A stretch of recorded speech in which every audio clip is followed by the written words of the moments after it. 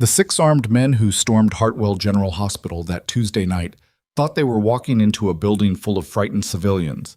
They had no idea the woman mopping the hallway near Trauma Bay 3 had once pulled a bleeding soldier out of a burning vehicle under active fire and finished the extraction before calling in coordinates.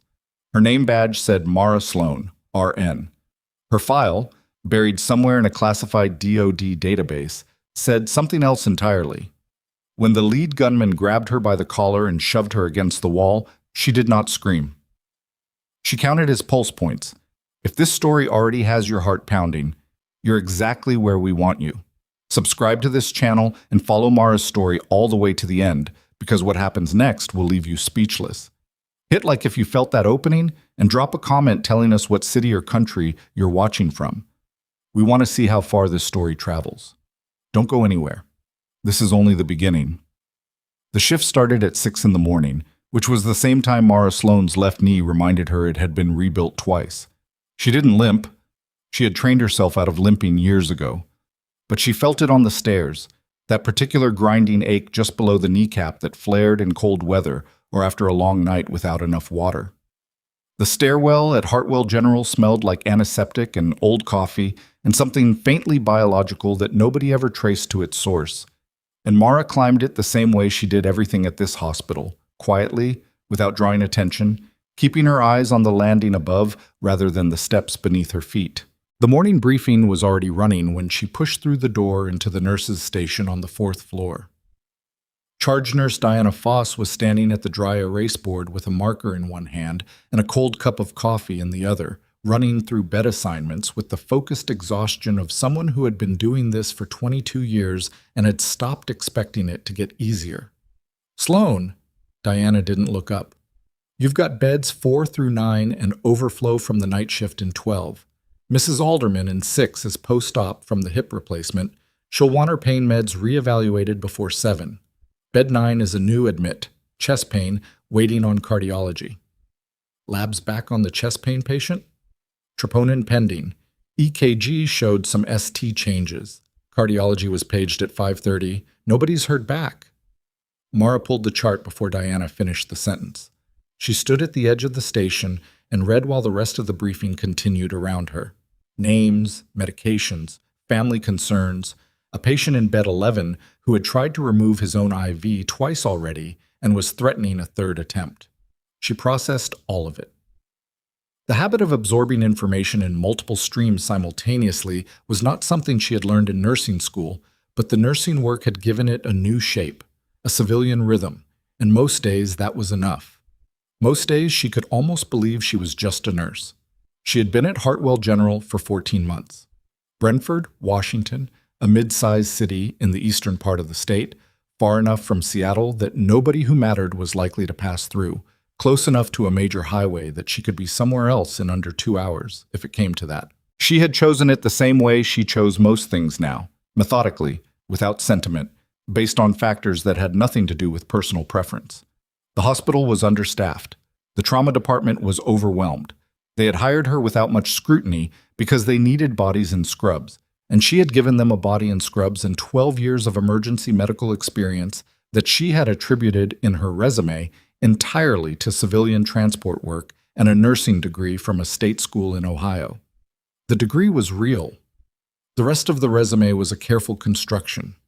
She was walking toward bed 9 when Dr. Garrett Hale came out of the attending lounge with a cup of coffee and an expression that suggested the world owed him something it hadn't delivered yet. Hale was 44, cardiac attending, and had the particular kind of arrogance that grows in men who are talented enough to be dangerous and praised enough to never be corrected. He was good at his job, genuinely good, technically precise, fast under pressure. And he wore that competence like a weapon, deploying it selectively to remind people of the distance between themselves and him. He looked at the chart in Mara's hand and held out his own hand for it without saying please. She gave it to him. He scanned it for approximately 8 seconds.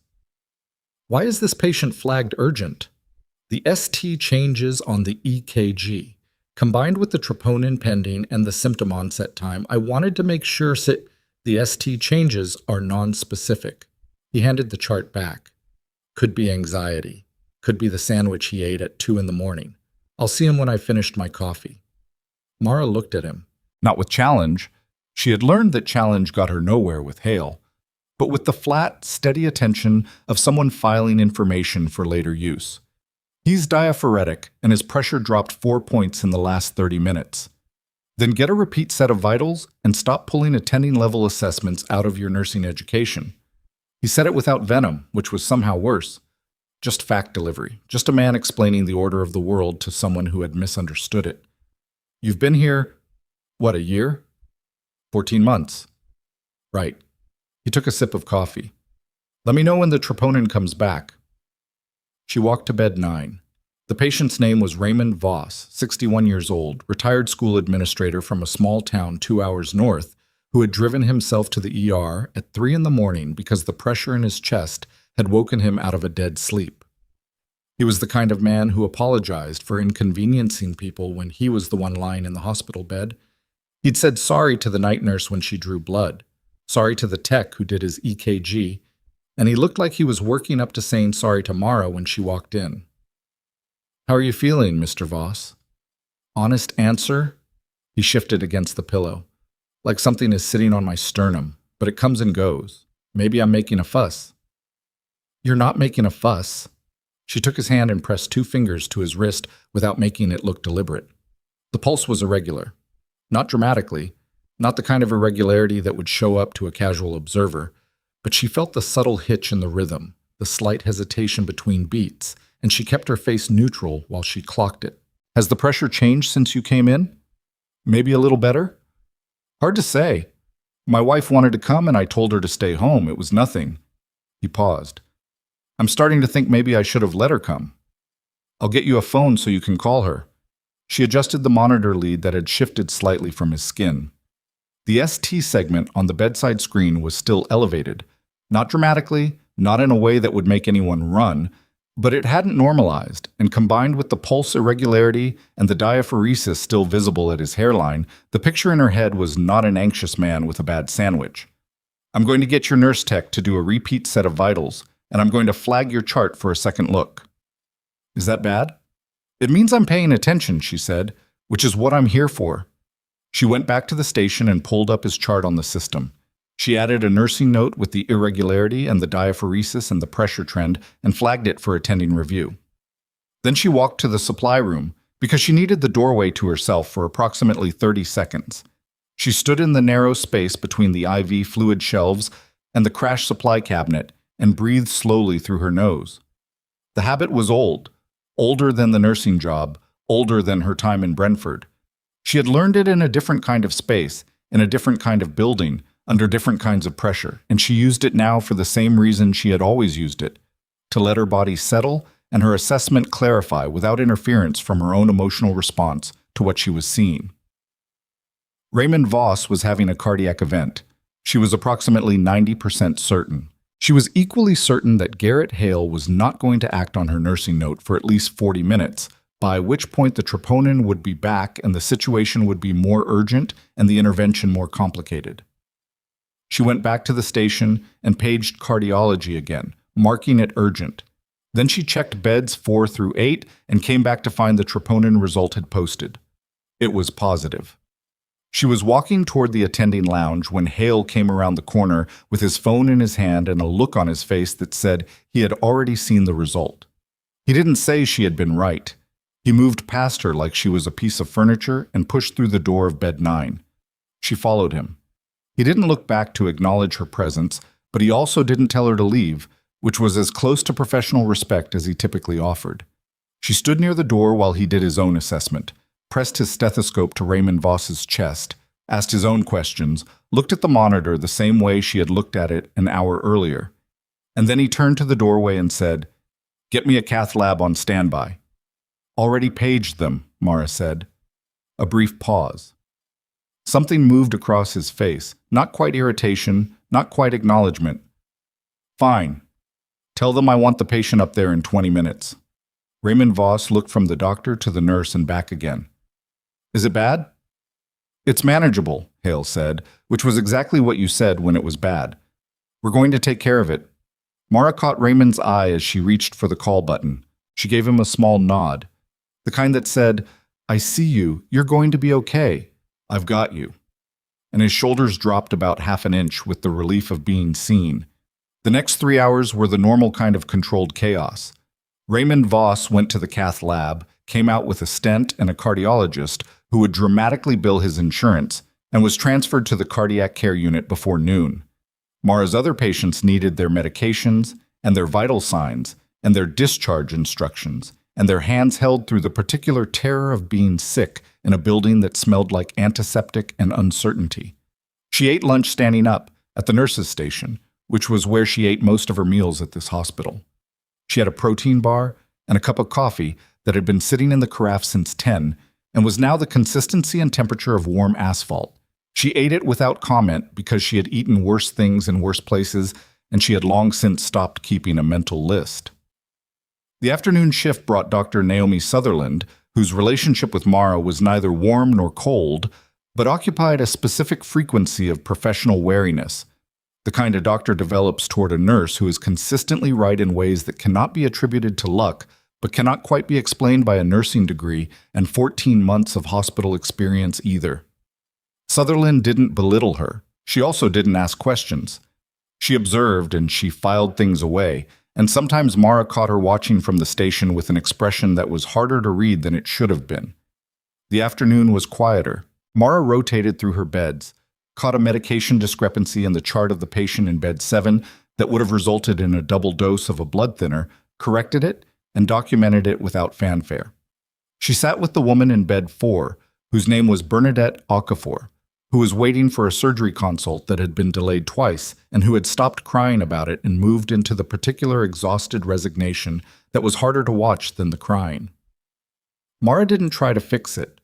She sat in the chair beside the bed and asked Bernadette about her grandchildren, because sometimes the only thing you could offer a person was the presence of someone who wasn't in a hurry to leave.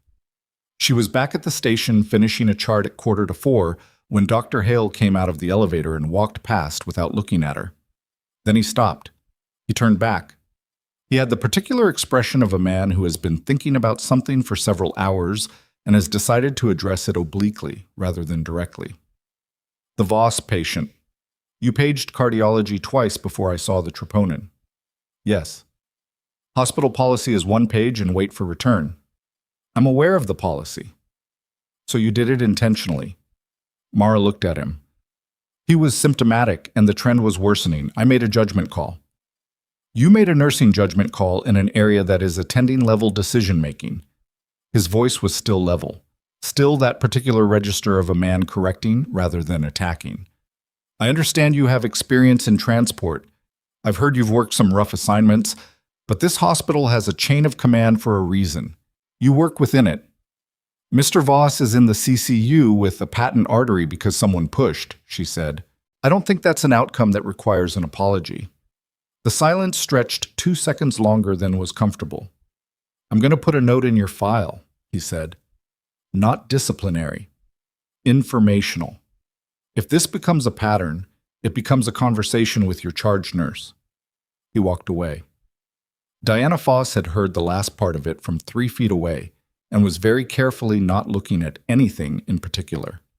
When Hale was gone, she picked up her pen and said without inflection, "He put a note in Delacroix's file, too.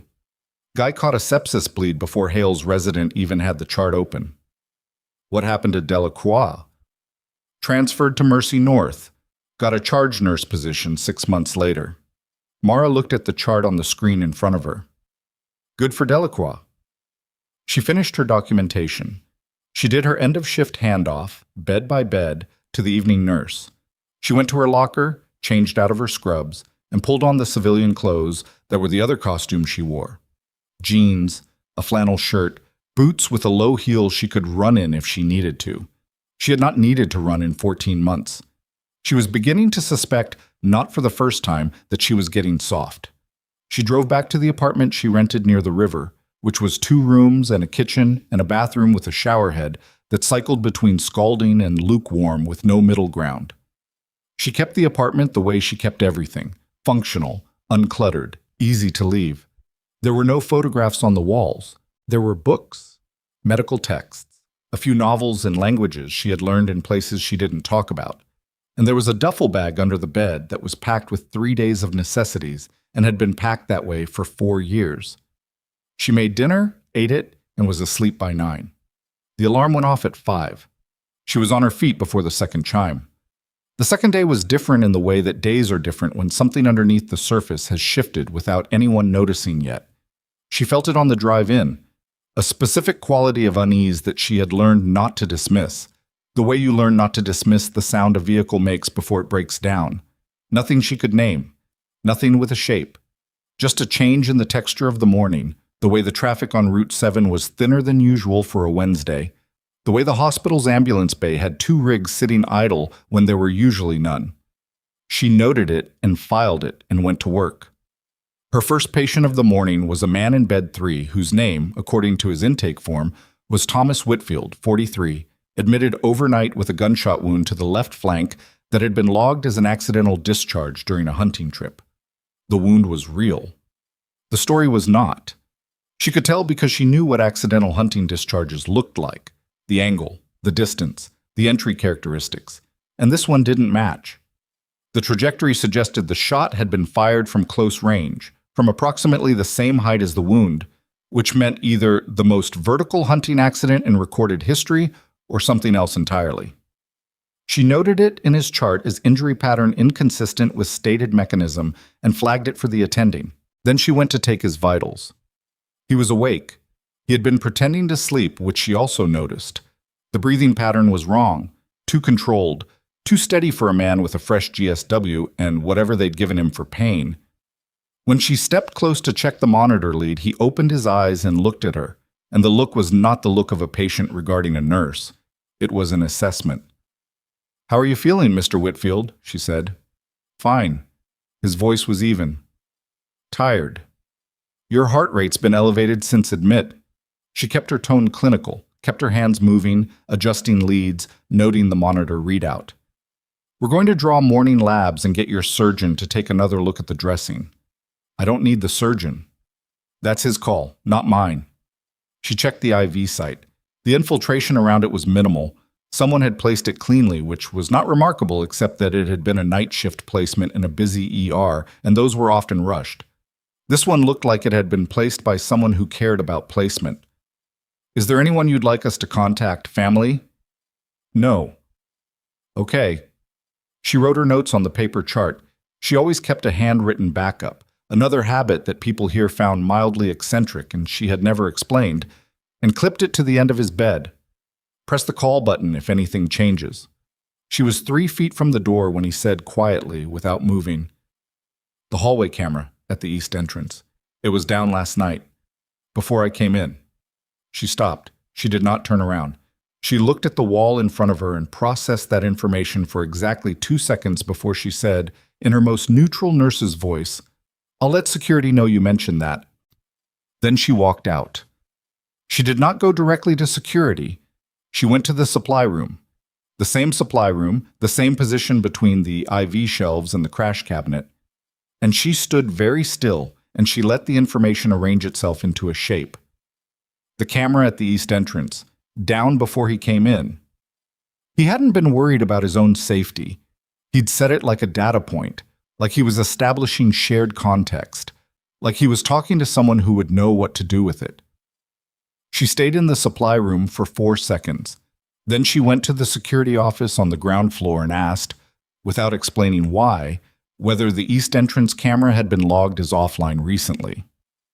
The guard on duty, a 23-year-old named Paolo, who took his job seriously in the way that people take jobs seriously when they don't yet have enough experience to be cynical about them, pulled up the log and found that yes, the east entrance camera had gone offline at 11:47 the previous night.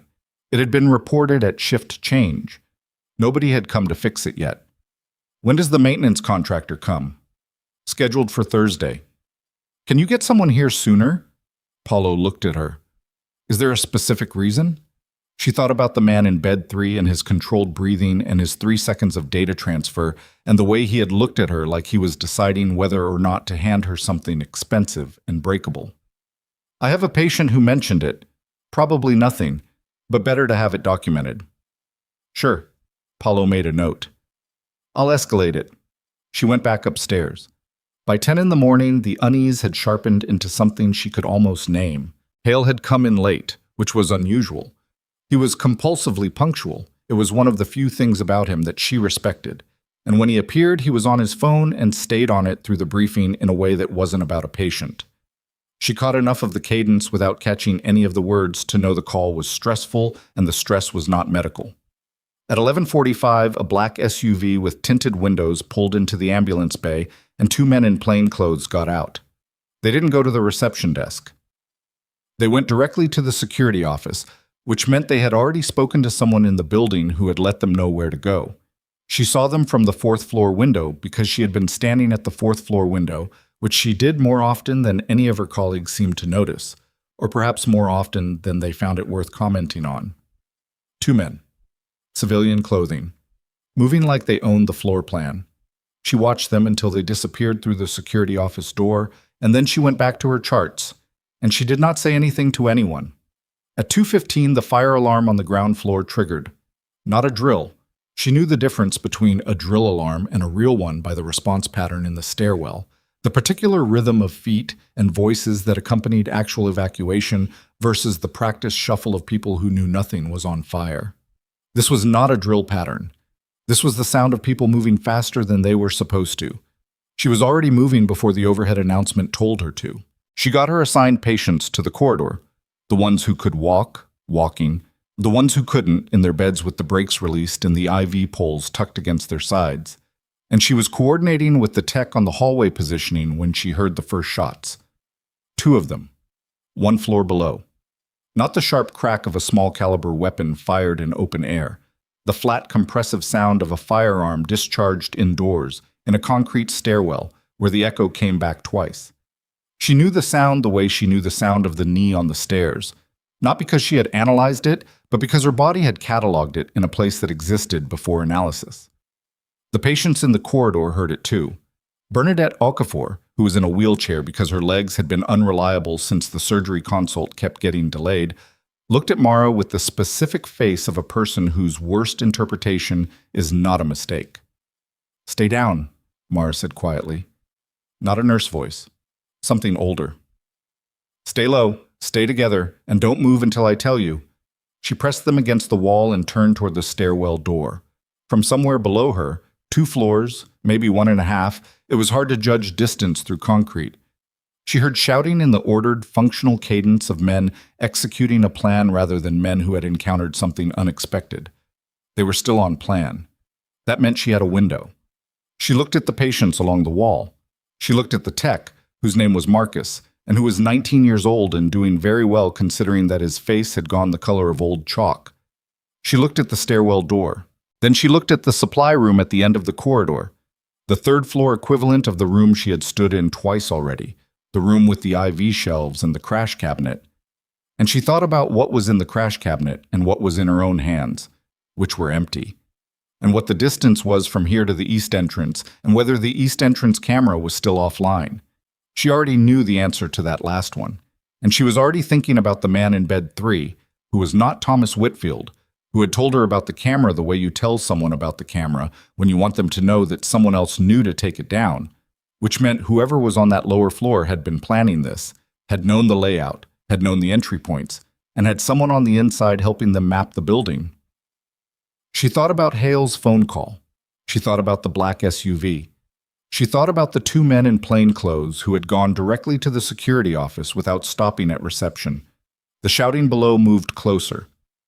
Mara took 1 step toward the stairwell door, not to run, not to flee, and put her hand flat against it, feeling for the particular warmth that would tell her whether there was fire on the other side or only men. It was cool, no smoke under the gap at the bottom. Men, then. She pulled her hand back and turned to Marcus. "Get them to the north corridor and lock the crash doors. Don't open for anyone who can't give you the ward code." "What's the ward code?" "Diana gave it to you in the morning briefing." He stared at her. "How did you know?" "Marcus." Her voice was level, quiet, the kind of quiet that carries farther than shouting. "Go, now." He went. She watched the patients move around the corner and out of her sightline, and she registered that they were moving the way people move when they have been told something by a voice that does not allow for the possibility of non-compliance. Then she turned back to the stairwell door. The footsteps were on the third-floor landing now. She could hear voices, 3, possibly 4 distinct registers, coordinated, not panicked. Equipment sound, something metal and mechanical that she identified without needing to think about it. She had 4 seconds before the door opened. She used 2 of them to look at the fire extinguisher mounted on the wall, 6 feet to her left, calculate its weight and reach and the angle of the corridor, and decide it wasn't enough. She used 1 of them to look at the supply room and calculate what she could reach in the time she had. She used the 4th second to exhale and let her heart rate drop to where it needed to be. When the stairwell door opened, Mara Sloane was standing in the middle of the corridor alone, with her hands at her sides, in blue scrubs, with her name badge clipped to her left breast pocket. Just a nurse. The man who came through the door first was large, tactical gear over civilian clothes, face covered, weapon already raised. Behind him, she could see 2 others and the shoulder of a 4th. He looked at her the way men with weapons look at women in hospital corridors, with the specific dismissiveness of someone who has already categorized the threat level and moved on. "Get on the floor," he said. Mara looked at him. She didn't move. "On the floor, now." He took 1 step toward her. She was watching his grip on the weapon, the angle of his body weight, the distance between his lead foot and hers, the position of the second man's hands, and the fact that the 4th man at the back of the column was carrying something separately. A case, handled carefully, which meant it was either fragile or important, or both. "Where's the patient from bed 3? The man said. She said nothing. He grabbed her by the collar, and that was when she stopped being just a nurse. She let him grab her. That was the part nobody ever understood until they'd seen it done, that the most effective response to a man seizing your collar was not immediate resistance, but a half-second of compliance, enough to let him commit his weight forward, enough to let him believe the thing he already believed about the woman in the blue scrubs. And by the time he understood what was happening, his wrist was bent at an angle it was not designed for, and his weapon was no longer pointed at anything useful. She didn't break his wrist. She thought about it. The decision took approximately a quarter of a second, and decided against it because a man screaming on the floor was a problem, and a man with a bent wrist who understood his situation was a resource. She applied enough pressure to make the point, felt him go very still, and said quietly, close to his ear, "I'm going to need you to make a decision right now." He made it, his hand opened. She stepped back with the weapon, checked the safety by feel without looking at it, and kept it low and angled away from the patient's corridor. The whole sequence had taken less than 4 seconds. The second man in the stack was still processing what he'd seen.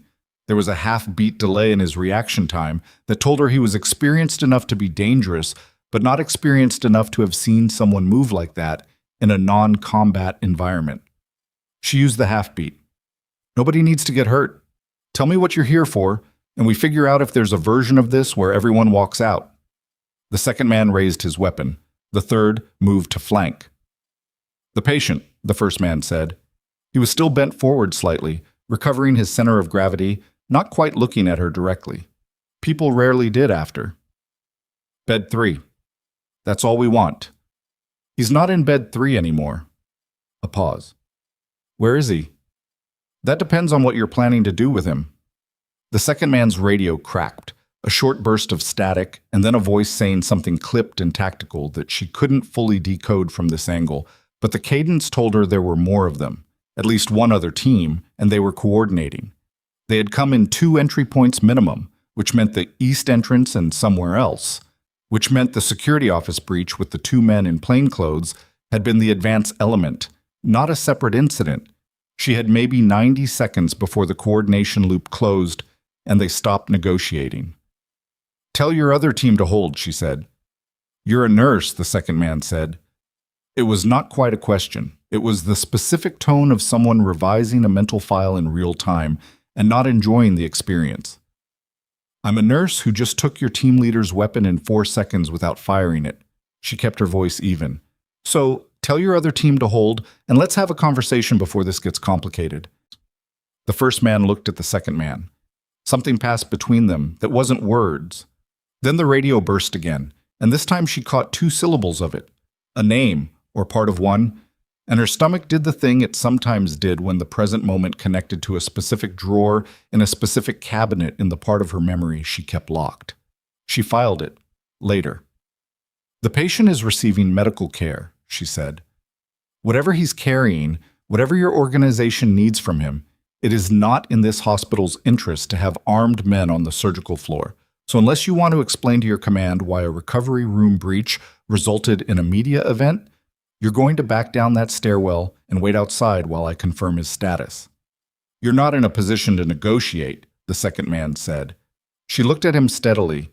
"I have your team leader's weapon, I know your secondary entry point, and I've already sent the building into a lockdown protocol that requires a code your command doesn't have, so..." She tilted her head slightly. "I'm in exactly the position I'm in." She was not certain about all of that. The lockdown was Marcus and a crash door and a ward code that would delay rather than stop. But certainty was not the point. Conviction was the point, and she had been convincing uncertain people of certain things in high-pressure environments since before she could have articulated what she was doing. The second man's jaw moved. He looked at the first. "Where is he?" the first man said again.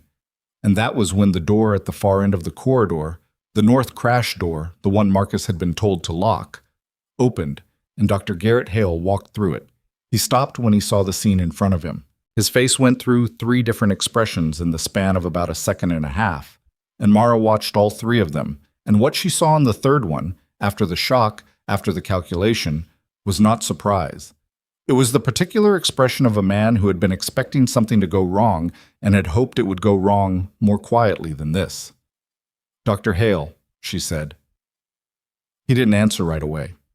His eyes moved from the weapon in her hand to the first man's posture to the second man's raised firearm, and she could see him making the same kind of rapid assessment she was making, except his assessment was about exposure, not threat. "Mara." His voice was careful.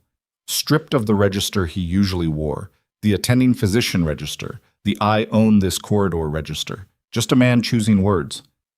"Put the weapon down." "I don't think I'm going to do that. These men are here for a patient. It's a complicated situation. There are federal interests involved, and it's been managed through channels that you were part of," she said. He stopped. "The phone call this morning," she said. "The 2 men in plain clothes who went to the security office. The camera at the east entrance that went down at 11:47 last night." She watched his face. "How long have you been working with them?" "That's not..." He exhaled. "This is not what it looks like." "Tell me what it looks like." "It's a federal asset recovery operation. The patient in bed 3 is carrying classified material that belongs to an agency that has the authority to retrieve it. This is... Mara, this is above the level of a hospital floor. These men have authorization. Then they can show it to law enforcement and come back with an escort." She kept her eyes on him, but her peripheral vision on the second man who had not lowered his weapon. "What they don't have is my cooperation, and they definitely don't have access to my patient." Hale looked at the second man. Some kind of signal passed that she caught the edge of but couldn't fully read. "Detain her," Hale said. The second man moved. She had already decided what she was going to do when that happened, which was why she was already 2 steps toward the supply room door when he reached the place she'd been standing. She went through the door sideways, pulled it behind her, and used the 2-second delay of a man unfamiliar with the room's layout to cross to the far side of the shelving unit and put 6 feet of metal-framed industrial shelving between herself and the entrance. She had 4 seconds. She used them. The crash cabinet had a standardized lock. The same standardized lock that every crash cabinet in every hospital she'd worked in had, because the standardization existed for rapid access in emergencies, and the manufacturers had never fully thought through what rapid access meant in a non-medical emergency. She had the cabinet open in under 2 seconds. She did not take the defibrillator. She took the trauma shears, which were heavy and serrated and had a bottle opener hook at the base. She took the tourniquet, which she clipped to her waistband. She looked at the saline bags and made a decision in approximately a quarter second.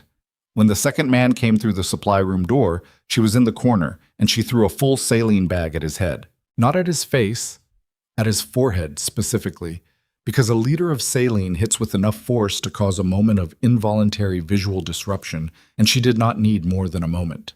She used it to get past him. Back in the corridor, she had the geometry of the floor in her head the way she always had the geometry of buildings in her head. Exits, blind spots, load-bearing walls, the particular acoustics that told you how far a sound would carry and in what direction. She went right, toward the fire stairs at the west end, not the stairwell the men had come through. The west stairs were service stairs, slightly narrower, used primarily by housekeeping and the dietary staff who brought meal carts from the lower floors. She was on the second-floor landing when she heard something that stopped her cold. A voice, from the other side of the fire door, not shouting. Too controlled for shouting, too quiet for someone in distress. A voice describing something in the specific monotone of a man reading coordinates. She pressed against the wall and listened. Two people on the other side of the door. One of them was the plainclothes man she had seen going into the security office. She was certain of that from the cadence. She had filed it from the window observation, and the voice matched. The other was someone she didn't have a reference point for, speaking in shorter responses, receiving information rather than generating it. They were describing the location of something in the building, not a person. The directional language was too specific, too structural. They were describing a room or a compartment within a room. The patient in bed 3, whatever he was carrying. She had 14 seconds before the second man on the 4th floor worked out that she'd taken the west stairs. She went through the fire door low and fast. The plainclothes man was facing the opposite direction, and the second person was a woman she didn't recognize, early 40s, tactical vest under a civilian jacket, who turned with a reaction time that was very good but not quite good enough. Mara hit the plainclothes man's radio arm before he could transmit and got between them and the stairwell continuation. And then she was running because that was the part of the calculation she had reached, the part where the variables were too many and the space was too small, and running was the correct answer. She came out on the ground floor into a situation she had not anticipated, which was not the controlled chaos of a building in partial lockdown, but something closer to actual panic. There were patients in the lobby who should not have been in the lobby, people in gowns, people still connected to portable monitors, people who had walked or been wheeled away from wherever they were supposed to be and had accumulated in the open space the way water finds low ground. The reception desk was unmanned. The main doors were open. She could see the ambulance bay and the black SUV and 2 more men standing at the vehicle, and she could also see Paulo from the security office, who was on his phone, and 2 housekeeping staff who had pressed themselves against the far wall with the particular stillness of people who have determined that not moving is the safest available option. She went to the reception desk. The security panel was underneath the counter.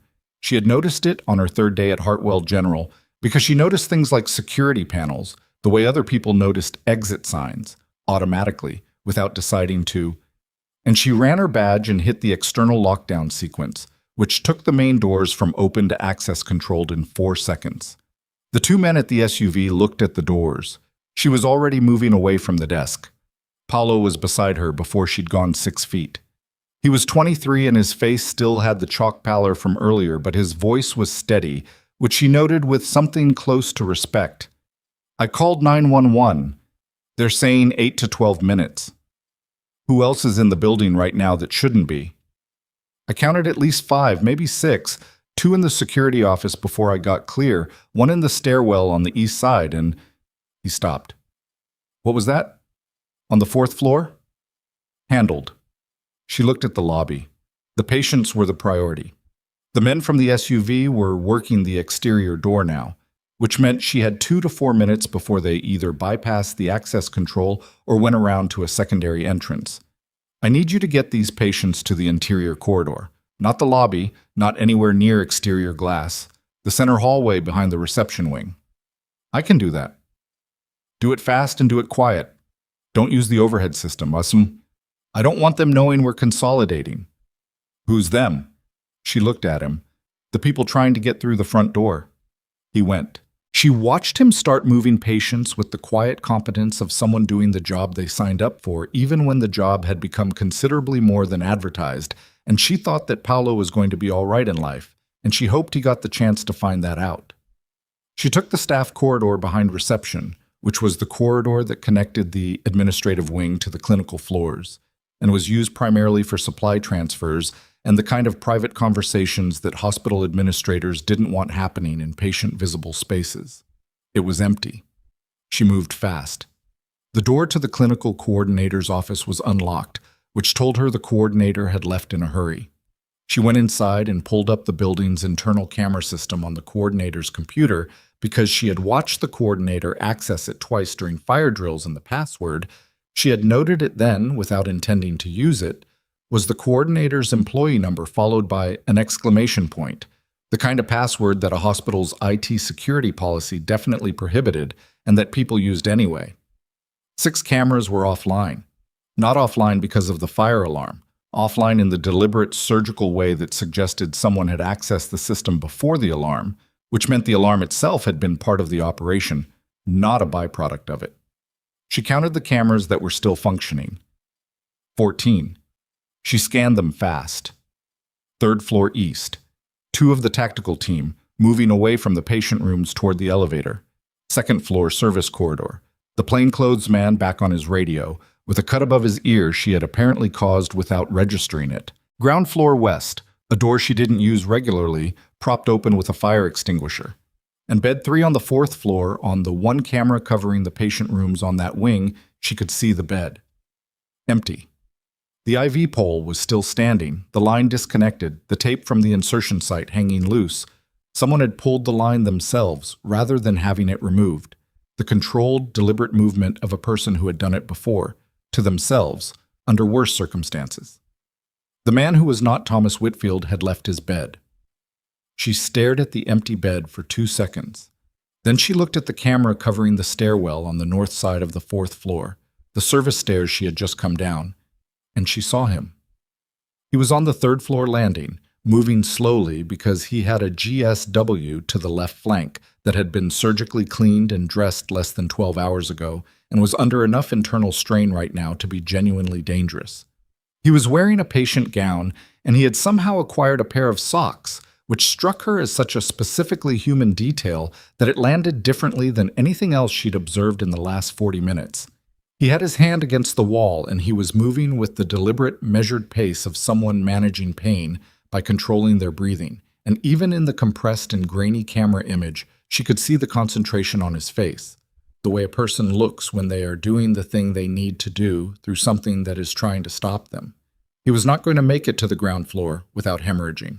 She looked at the propped open ground floor west door, and she looked at the 2nd floor service corridor, and she looked at the empty bed, and she assembled the geometry of all of it into a single picture.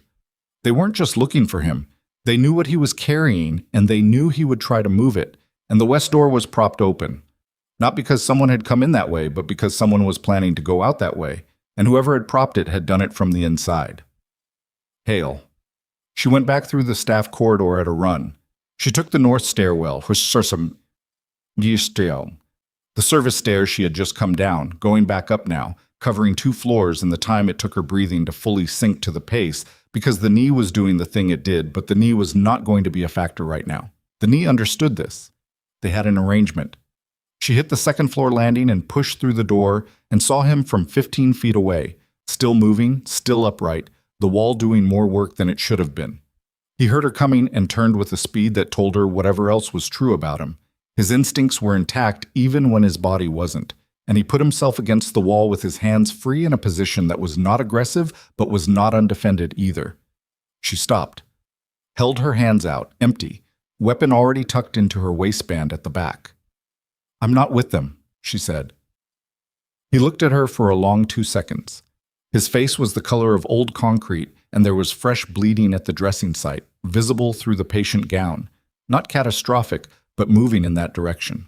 His breathing was controlled, but she could hear the cost of it. "You were the nurse," he said. "This morning." "Yes." "You flagged the camera." "Yes." Another 2 seconds. "They have the 3rd floor." "I know, and they have someone inside, the attending physician, Hale." He helped them map the building. Something shifted in his expression. Not surprise, the particular non-surprise of someone receiving confirmation of a thing they had already suspected. How many? 6 that I've counted, possibly more outside. Police ETA was 8 minutes when I last checked, which means 4 to 6 minutes now. She looked at the dressing site. You're bleeding through. I know. Can you make it to the second floor supply room? I can repack it. I need to keep moving. You need to not bleed out in a hospital stairwell because that's an embarrassing place to die. She said it flatly, without softening it, and something in his face shifted again.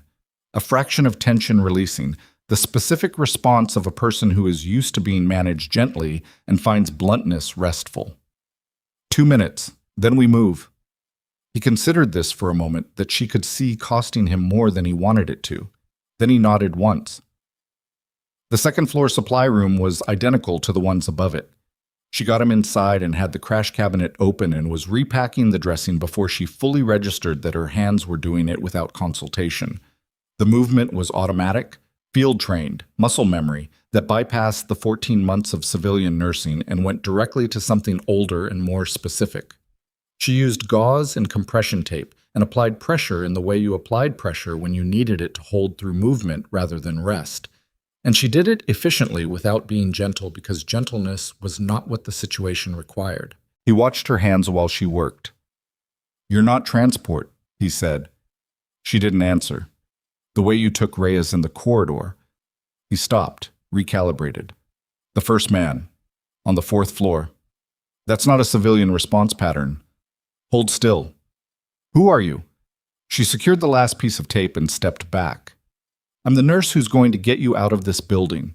She looked at the dressing. It would hold for an hour, maybe 90 minutes under moderate exertion. What are you carrying that 6 people in tactical gear thought was worth a hospital breach? He was quiet for a moment, the kind of quiet that isn't evasion but calculation. Evidence, he said. Evidence of what? A procurement contract. Government arms deal routed through a private contractor that doesn't exist on paper. 3 signatories. He paused. One of them is currently the subject of a Senate confirmation hearing. She looked at him. The other 2 are trying to make sure this building doesn't have working security cameras when those files get transferred, he said. Where are the files? He reached up, slowly, carefully, with the deliberate movement of a man managing his left side, and pressed 2 fingers to the dressing she had just applied, specifically to the dressing, not adjusting it, pressing. She understood. That's not just a GSW dressing. The original wound created the space. The surgery last night was supposed to remove what was there before anyone knew it existed. His jaw tightened. The surgeon didn't find it. Because he'd known how to position himself for the imaging, she thought. Because he'd managed the discovery window. Because whoever had placed that evidence had known what they were doing, and so had the man carrying it. The surgeon reports to Hale, she said. I know that now. He said it with the precise, controlled anger of someone who had made a trust calculation that hadn't held. I knew the network was compromised at the agency level. I didn't know the hospital contact was already turned. Hale's been here 4 years. He's well regarded. Whatever they offered him a great deal. His voice was flat. They generally do. From somewhere below them, the ground floor, she thought, possibly the lobby, she heard shouting. Not the controlled tactical communication she'd been tracking, something louder, less organized. The sound of a situation changing. She went to the supply room door and opened it an inch. In the stairwell, from below, she could hear something that took her a full 2 seconds to identify because it was so specifically out of place in a hospital at 2 in the afternoon. The sound of multiple people coming up the stairs fast. Too many for the team she'd already counted. Different footfall pattern, different equipment sound. Not the tactical team. She listened for another 2 seconds and then she said, without turning from the door, "The police are here." Behind her, the man who was not Thomas Whitfield exhaled. The sound of it had relief in it, but not the relief of someone whose problem was solved. The relief of someone who had been holding a very heavy thing and had found a surface to set it on, even temporarily. "That's not entirely good news," he said. She looked at him. "The agency contact who burned me," he said. "The one who told them I was in this hospital." He held her gaze. "He has a badge." The footsteps in the stairwell got louder. She closed the supply room door. In the sudden quiet, with the fluorescent lights humming above them and the smell of antiseptic and the compressed particular tension of a very small room containing 2 people and a very large problem. She heard something she had not heard in 4 years, her own heartbeat, loud and clear, doing what it was supposed to do. She looked at the door. She looked at the man on the floor with his government files sutured into his left side and his patient gown and his carefully acquired socks. "Tell me the name," she said. He told her. She had heard it once before. 4 years ago, in a different building, in a different kind of crisis, spoken by someone who had not survived the conversation. She stood very still for 3 seconds. Then she moved. Part 3. She moved toward the door and he said, "Wait." She waited. "The name I gave you," he said. "Deputy Director Warren Lowell. If you say it to the wrong people in the next 10 minutes, we both end up in a situation that doesn't resolve the way you want it to." "I know." She had her hand on the door. "That's why I'm not going to say it to anyone in the next 10 minutes. "Then what are you going to do?" She looked back at him. "I'm going to buy us time. Can you walk?" "I can walk." "Not the same question as can you walk without making the bleeding worse?" A pause. "Probably not." "Then stay here. Lock this from the inside. The latch turns. It won't stop anyone determined, but it'll cost them 30 seconds. She looked at the dressing. "Don't touch that. Don't shift the compression. If the bleeding soaks through to here," she pointed to a specific margin of the tape, "apply direct pressure with your hand and don't move until I come back." "And if you don't come back?" She thought about that for a moment. "The west stairwell goes to the basement. There's a loading dock. The dock door codes are usually propped during the day for supply deliveries." She held his gaze. "But I'm coming back." She went through the door before he could say anything else. The stairwell was louder now. She could hear radio traffic, police band cadence, different from the tactical team's communication rhythm, and the particular controlled chaos sound of law enforcement entering a building where they didn't yet understand what they'd entered. She had exactly the problem he'd identified. Police presence was not the same as safe presence, not when the name he'd given her was attached to a federal position with the kind of reach that could redirect a local law enforcement response in the time it took to make a phone call.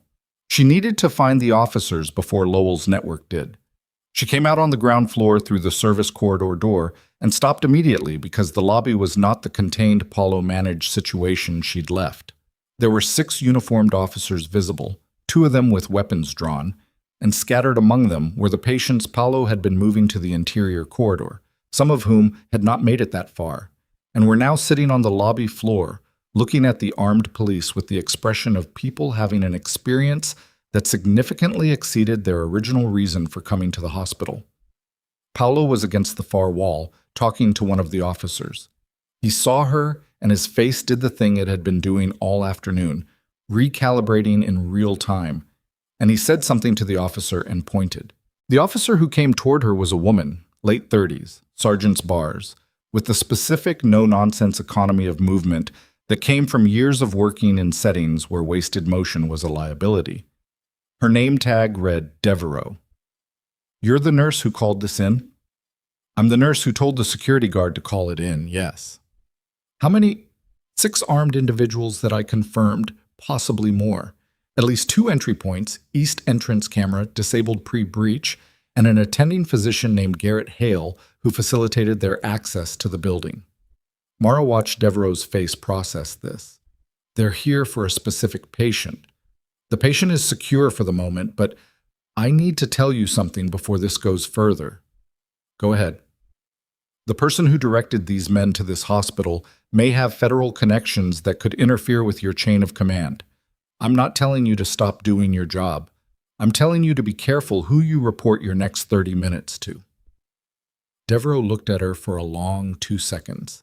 The look of someone deciding whether this was useful intelligence or the kind of thing agitated civilians said when they'd been watching too much television. Then something in the assessment landed on a different side. "You want to give me a name?" "Not yet. Not until I know who your commanding officer is and who he's talking to right now." Another long look. "You got a reason for that level of caution?" "I have a patient upstairs who was shot carrying evidence against a federal official. I have a compromised attending physician, and I have 6 armed men who knew which camera to disable and when. She held Devereaux's gaze. So yes, I have a reason. Whatever Devereaux concluded in that moment, she concluded it fast, which Mara respected.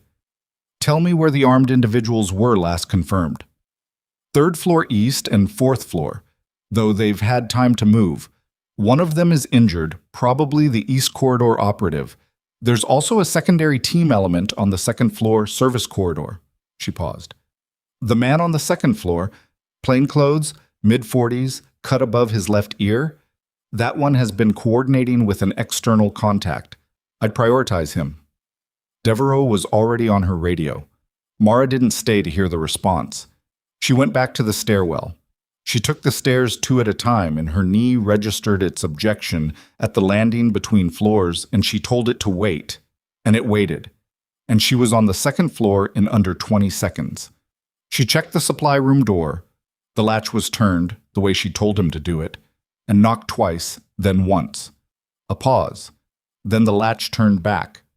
He was on the floor, not down, not unconscious, sitting with his back against the cabinet and his legs out in front of him, which was the position of a person who had been told not to move and had chosen the arrangement that made not moving most sustainable. The dressing was still dry at the margin she'd indicated. His color was marginally worse than when she'd left him, which was expected, and his breathing was still controlled, which was the important thing. Police are downstairs, she said. Sergeant named Devereaux, who seemed solid, but I flagged the chain of command issue without giving her the name yet. She crouched in front of him. I need you to tell me, is there anyone, any contact, any agency lateral, anyone outside Lowell's reach who can verify who you are and what you're carrying before this gets handed up a chain he can intercept? He thought about it. Not a long deliberation. She could see him pulling something from an organized mental file rather than working through uncertainty. There's an Inspector General's investigator. Her name is Brianne Mack. She's been building a parallel case for 8 months. She knows about the procurement contract. She doesn't know I have the physical evidence. You have a way to reach her?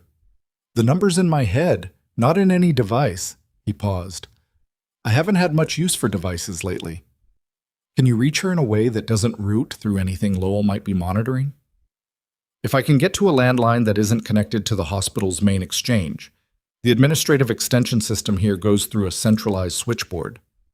She thought about the coordinator's office, the computer she'd used, the phone on the desk, the phone that had a different jack from the main system because it was a backup administrative line, a detail she'd filed away during her first week at Hartwell when she'd been mapping the building the way she mapped all buildings, automatically, without deciding to.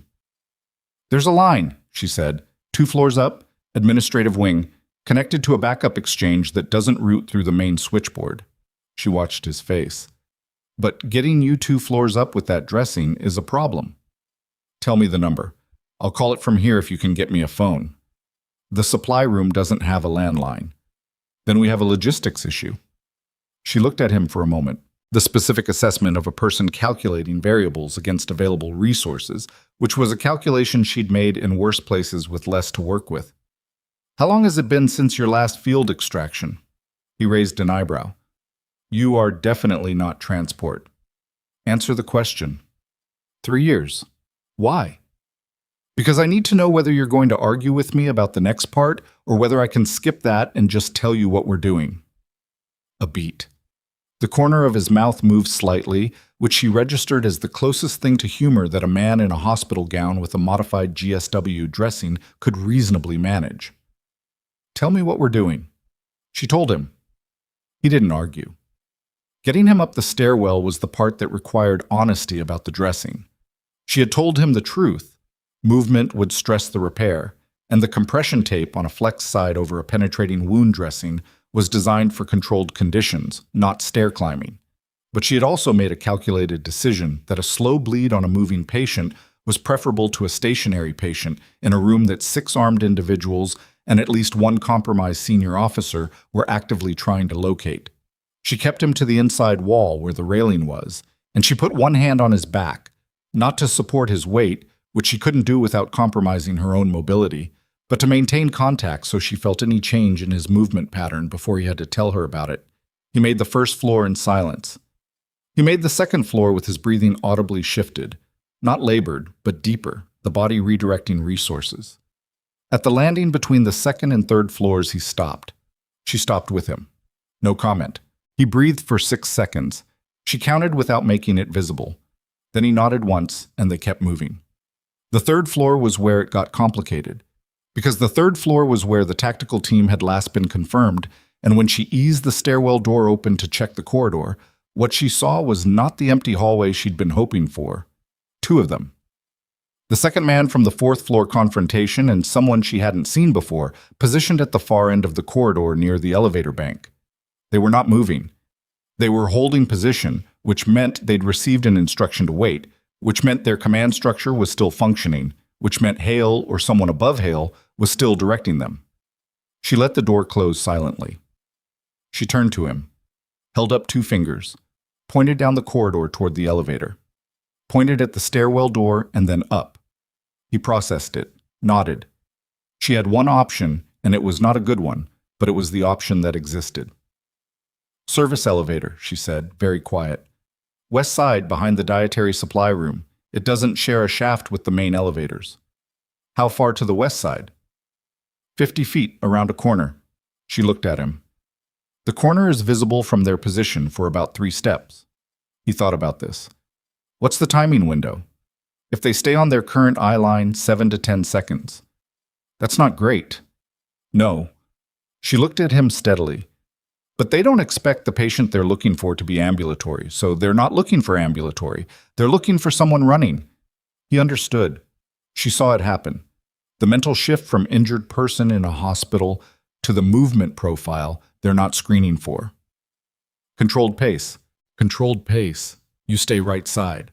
I'm between you and their sight line. That puts you in their line of sight. I'm a nurse, she said. On a hospital floor? If they make me, I'm a nurse making rounds. She watched his face. Don't make any movement that looks like it's protective of your left side. He straightened slightly. She could see the cost of it in the muscles around his jaw, and squared his posture by a degree that changed his entire silhouette. She recognized the movement, the way someone trained to manage their own injury signature did it, the small, deliberate countermeasures against the body's instinct to guard, to curve, to signal damage. She opened the door. They walked. She kept herself at his left, 1 pace back, in the position of a nurse accompanying a mobile patient to a procedure rather than a nurse shielding a federal witness from armed extraction contractors. And she kept her pace steady and her eyes forward, and she did not look at the 2 men at the far end of the corridor, even though every one of her calibrated instincts was screaming to track them. 3 steps visible. 4. The corner was close. One of the men shifted. She heard it, the specific sound of a boot on a linoleum floor as someone turned, and she adjusted her angle without changing her pace, putting 1 more degree of her body between the man beside her and the sight line. And then they were around the corner, and she exhaled through her nose in a controlled way that didn't make a sound. The service elevator was 20 feet ahead. She got him to it. The button was physical, old style, not part of the hospital's modernized system. She hit it. The elevator made the sound of industrial machinery waking up, which was the loudest sound she'd heard in the last 90 seconds, and she stood at his left side and listened to the tactical team at the far end of the corridor while the elevator did whatever it was doing in its shaft.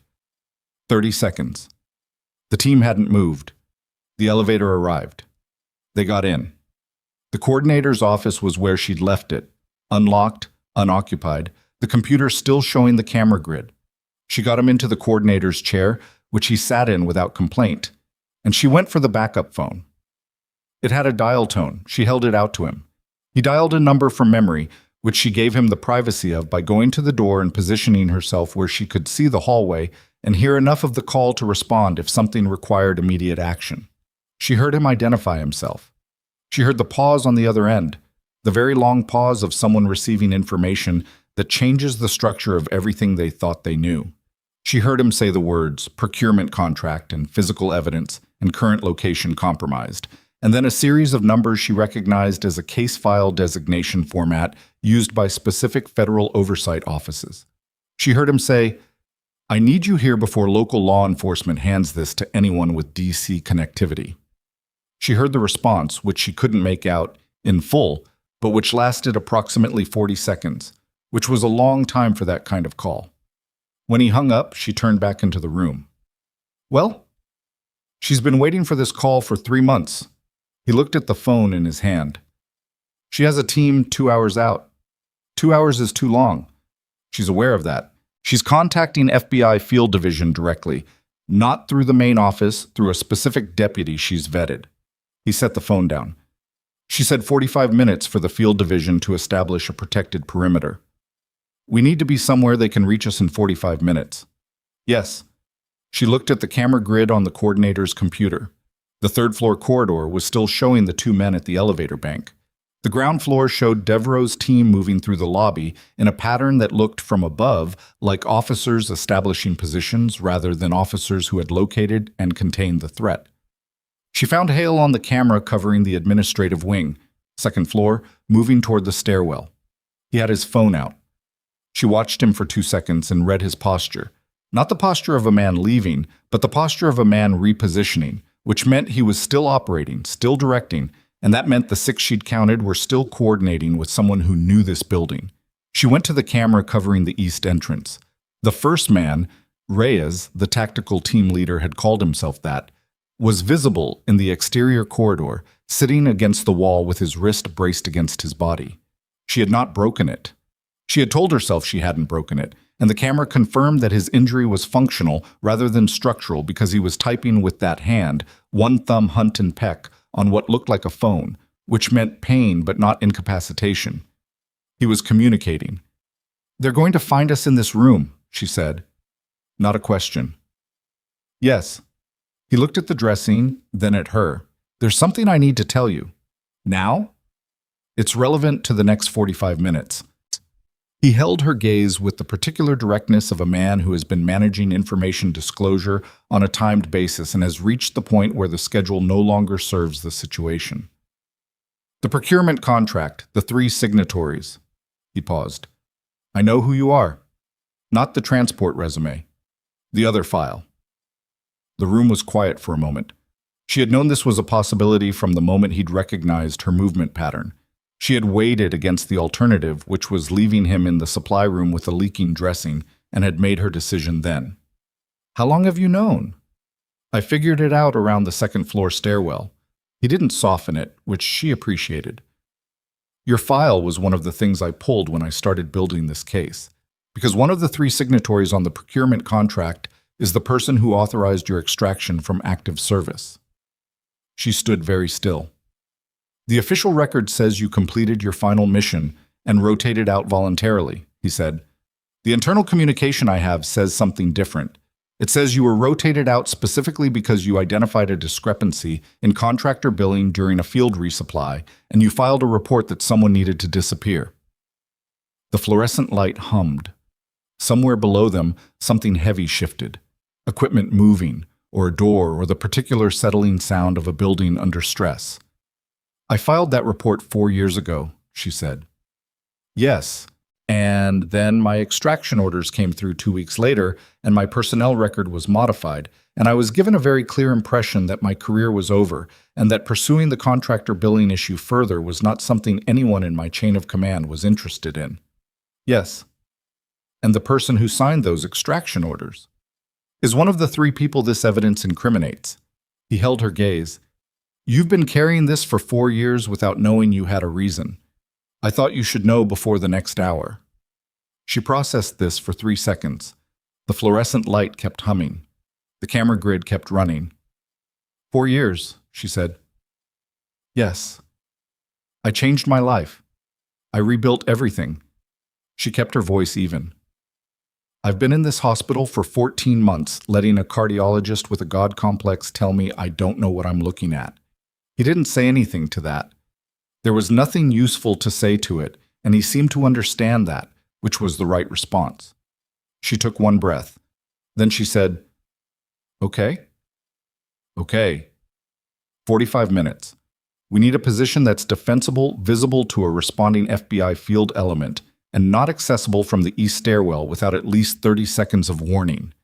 She looked at the camera grid one more time, mapping what she knew against what she could see. The roof access is through the 5th floor. The stairwell that goes to the roof doesn't connect to any of the floors they've been working. It's a code access door at the 5th floor landing, and the code is a hospital facilities code, not the ward code. You know the facilities code. I know a lot of things about this building that I filed away without planning to use them. She was already moving toward the door. Can you do 5 flights? He stood up. There was a moment, brief, controlled, where his body negotiated with the movement, and he came out the other side of it upright and functional, and she noted the effort it took and didn't comment. I can do 5 flights. Then let's go before Reyes finishes whatever he's typing. They made it to the 4th floor before the situation changed again. The change came from below. A new sound in the stairwell, different from anything she'd been tracking, the specific rapid multiple footfall sound of a coordinated team moving fast in formation. Not police. The spacing was wrong for police. Too tight, too rhythmic, the kind of interval that got trained into people in enclosed space tactics rather than patrol training. She stopped him at the 4th floor landing, held her hand up, listened. 4 people, minimum. Moving up. "Second team," he said quietly. He'd heard it too. "They weren't in the building when I did the count." She worked it backward. "They came in after Devereaux's arrival, established a perimeter on the known entrances, which means there's an entry point I don't have on camera." "Basement," he said. "Loading dock." The door she'd told him to use if she didn't come back. She had given them the exit route. She looked at the stairwell door, 4 floors below, 4 people moving up. 1 floor above, the 5th floor landing with the code access door to the roof. Beside her, a man with a compromised dressing and evidence sutured into his left side that was either going to end a federal official's career or end both of theirs, depending on the next 20 minutes. She pushed through the 4th floor door. Not up, sideways, into the hospital floor. He followed without questioning it, which she was grateful for because she didn't have time to explain. The 4th floor was her floor. Her beds, her supply rooms, her crash cabinets. She had walked this corridor 14 months of morning shifts, and she knew it the way she knew her own hands, and right now what she needed was not the stairs but the medication room at the end of the east hallway, which had a locked exterior panel that connected to the hospital's emergency communication system. The system that ran on its own circuit, its own power supply, completely separate from the switchboard and the main building systems. She had the panel open in under 10 seconds because the key was a universal hospital facilities key, and she had one on her badge ring because she was the kind of nurse who made sure she had the key she needed before she needed it. The system was live, green indicators across the board. She hit the external channel, the one that broadcast to the hospital's administrative emergency line and, critically, to the Regional Emergency Coordination Center, and she keyed the transmit. "This is Mara Sloane, RN, Hartwell General Hospital, Brentford, Washington. I have a federal witness in protective custody, evidence of a federal crime, and an active armed incursion in progress. I am requesting immediate contact with FBI Field Division, and I am identifying this as a federal witness protection situation under case designation." She looked at him. He said the number clearly and without hesitation. She repeated it into the channel. "Requesting verification in response to roof access, 5th floor. Witness is ambulatory. Time sensitive due to ongoing threat." She released the transmit. The system hummed. Then a voice came back. Not immediately, a 6-second delay, but it came back. "Hartwell General, we have your transmission. Confirm case designation." She looked at him again. He repeated it. She confirmed it. "Hartwell General, hold your position. Federal response is being coordinated. What is your current floor?" 4th floor east. We're moving to roof access in the next 2 minutes. Copy that. Law enforcement ground team has been advised. Do not open the roof door until you receive a coded confirmation. Responding element will identify with the phrase clear water. Do not open for any other identification. She clicked off. From the stairwell, through the closed door, she could hear the 2nd team reaching the 3rd floor. 1 floor below them. She had less than 90 seconds. She looked at him. "Can you run?" He said, "Yes," without any qualifier this time, and that answer had a different quality than his earlier ones, the particular quality of a decision that has been made at a level below deliberation. They ran. The fifth-floor stairwell door had the code panel on the left side, gray-faced with a 10-digit keypad. She hit the sequence. She had watched the facilities manager use it once, 14 months ago, during a fire safety inspection, and had filed it in the place where she filed things she didn't know yet that she would need. And the panel clicked green and she pushed through and they were in the narrow landing below the roof access hatch. The hatch was a metal door on a simple latch, no code, designed for emergency access from above. She got it open. Cold afternoon air came in. The roof was flat, graveled, with HVAC units in a row down the center and a service walkway along the west edge and a clear sightline from the hospital's roof to the parking structure across the street. She got him through the hatch and latched it from above. He sat down against the nearest HVAC unit, breathing audibly now, and she crouched beside him and looked at the dressing, and it was still holding, but barely. The margin she'd indicated was dark now, the compression doing its maximum work, and she had nothing up here to reinforce it with. "Stay still," she said. "I wasn't planning to do anything else." His voice was controlled but thinner than it had been. "How long can you manage this?" "Long enough." "That's not long enough," he said again, with the specific firmness of a man who has decided not to narrate his own limitations, and she recognized the decision and didn't push. She stood. She looked at the roof line, the HVAC layout, the access points. There was one other roof hatch on the far end, near the east edge. If the second team worked out where they'd gone, that was the entry point they'd use. She looked at the door they'd come through. She looked at the east hatch. She looked at the man against the HVAC unit and at the dressing and at the gray afternoon sky above Brentford, Washington, which was doing what the sky over Brentford did in late autumn, which was nothing dramatic, just a flat, overcast waiting. From below, several floors below, but the sound carried through the HVAC vents. She heard something that wasn't voices, something mechanical and rhythmic. She recognized it. Her head came up. It was not coming from inside the building. It was coming from the sky to the northwest, still distant, still just a vibration at the low edge of perception, but getting less distant by the second. She looked at the man. He had heard it too. His eyes were open and fixed on the northwest sky. "That's not 45 minutes, he said. "No," she said. The rotors got louder, and from the east hatch, 15 feet away, came the precise, controlled sound of a mechanical latch being worked from below. She put herself between him and the east hatch, not because she had a plan. She had the outline of a plan, which is a different thing, but because the geometry required it. He was against the HVAC unit, and the east hatch was 15 feet from him, and she was the variable in between, and that was the arrangement that gave him the most time and her the most options. And options were what the next 30 seconds were about. The hatch lifted 2 inches. She moved to the left toward the service walkway along the west edge, drawing the sightline away from the HVAC unit. If whoever came through that hatch looked right first, which they would, because right was the dominant scanning direction for right-handed entry, she was already in their peripheral field, already the thing that pulled their attention, already the reason they weren't immediately looking at the man against the unit with the compromised dressing and the federal evidence sutured into his side. The hatch opened fully. The first man through was not one of the 6 she'd counted. He was older, civilian clothes, no tactical gear, moving with the careful deliberateness of a person who had not done physical extraction work recently, but had done it once and remembered the steps. He came up and turned and saw her and stopped. Behind him came a second person, also civilian, also older, and then the third person through the hatch was Dr. Garrett Hale. He straightened when he cleared the hatch and looked at the rooftop with the expression of a man who had followed a situation to a place he hadn't expected it to go. And then he looked at her and his face did something complicated. Not guilt exactly, not shame, but the specific expression of a man who has made a series of decisions that have brought him to a rooftop in the cold, and is now calculating whether any of those decisions were the right ones. "Mara," he said.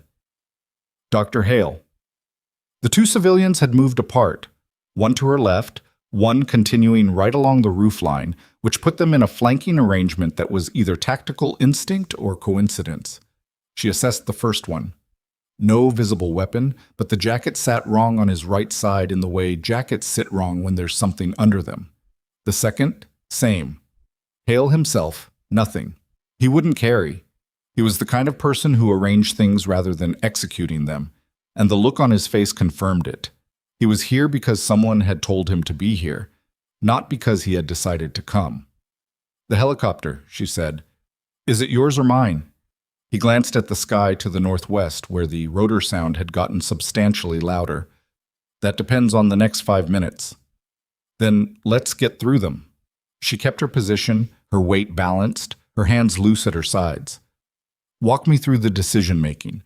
I want to understand how a cardiologist ends up facilitating an armed breach of his own hospital." It was not the question he'd expected. She watched the surprise move through him, and then the recalibration, the slow exhale, the shift in posture from someone about to manage a situation to someone being asked to account for themselves. She'd done it deliberately, because accounting was slower than managing, and she needed time. "It started as a consulting arrangement," he said. "Private sector.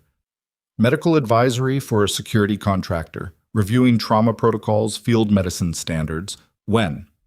3 years ago. And then it became something else. They had interests that needed protection. In the hospital, in intake records sometimes, patient routing. It wasn't, no one was supposed to get hurt. This wasn't supposed to." He stopped. His jaw tightened.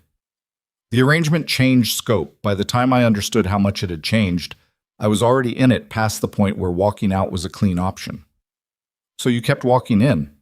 He didn't answer that. "The patient in bed 3, she said.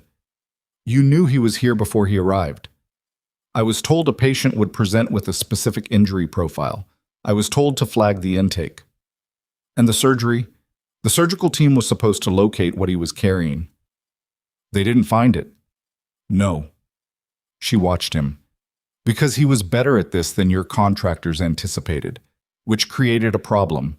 And the problem required escalation, and the escalation is 6 armed individuals in a building breach, and a situation that is currently being logged by Federal Emergency Services as an active federal witness incident." She paused. "That's a significant distance from a consulting arrangement, Dr. Hale." He looked at the ground. Just briefly, a second, maybe less, but it was the specific look of a man whose internal accounting had reached a number that was worse than he'd wanted to see. The helicopter was loud now. She could see it. Northwest approach, maintaining altitude, the shape of a mid-sized transport, not military configuration but not standard commercial either.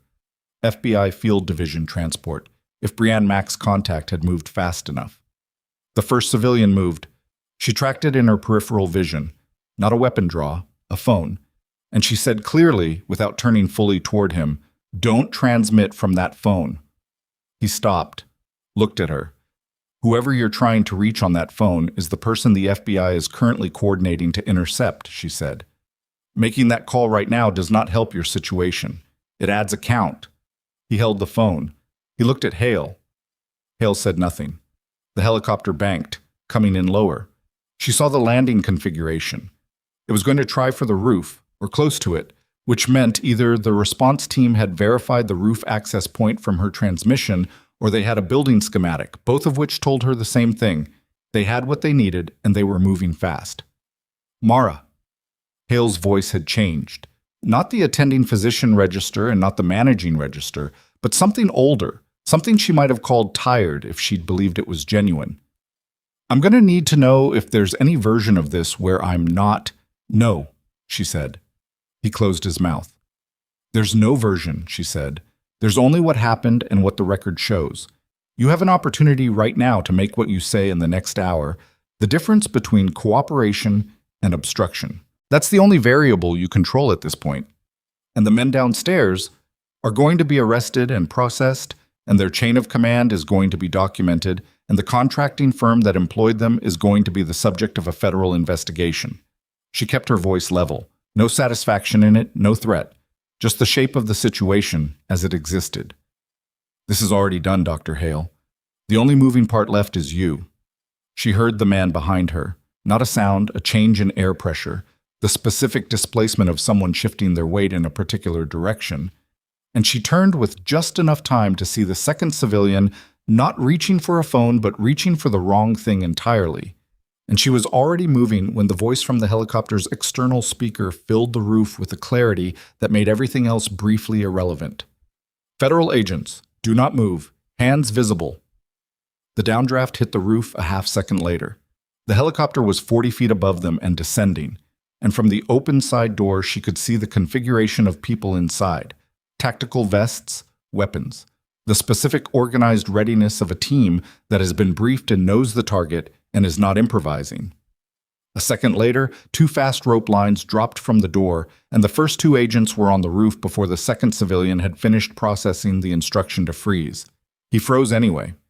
The agents moved with the controlled efficiency of people doing a job they'd done before. One of them covered the 2 civilians. One went directly to Hale, hands up before she even reached him, and spoke to him in the clipped professional voice of someone delivering a script. A third agent came to Mara, and she raised her hands, and the agent looked at her for a moment and said, "Sloane?" "Yes." "We have confirmation from Inspector Mack's office. You're the one who made the emergency channel transmission?" "Yes." "The witness, where is he?" She pointed at the HVAC unit. The agent went. She watched the approach. The agent crouched at his level, the conversation, the careful assessment of the dressing situation, the hand signal that went back to the helicopter, and then a second team element was on the roof with a field medical kit, and she watched them work for a moment, and then she looked away because she had been watching his dressing since the second floor, and she needed 30 seconds of not watching it. She looked at Hale instead. He was standing with his hands raised and an agent beside him, and he was looking at the rooftop surface the same way he'd looked at the floor of the coordinator's office. The internal accounting look, the number that is worse than expected look. She had known men like Hale, had worked with them, had been managed by them, had watched the particular way that accumulated small decisions produced catastrophic outcomes, the way a series of individually defensible choices built toward something that was not defensible at all. She didn't hate him. She found she was genuinely surprised by that, and then not surprised, because hatred required a kind of ongoing investment that she had never had much patience for. What she felt was something colder and more functional, the satisfaction of a problem that had been correctly identified, correctly managed, and was now in the correct hands. The helicopter landed on the hospital's helipad extension, a secondary pad she hadn't fully mapped because it was primarily used by the medevac service.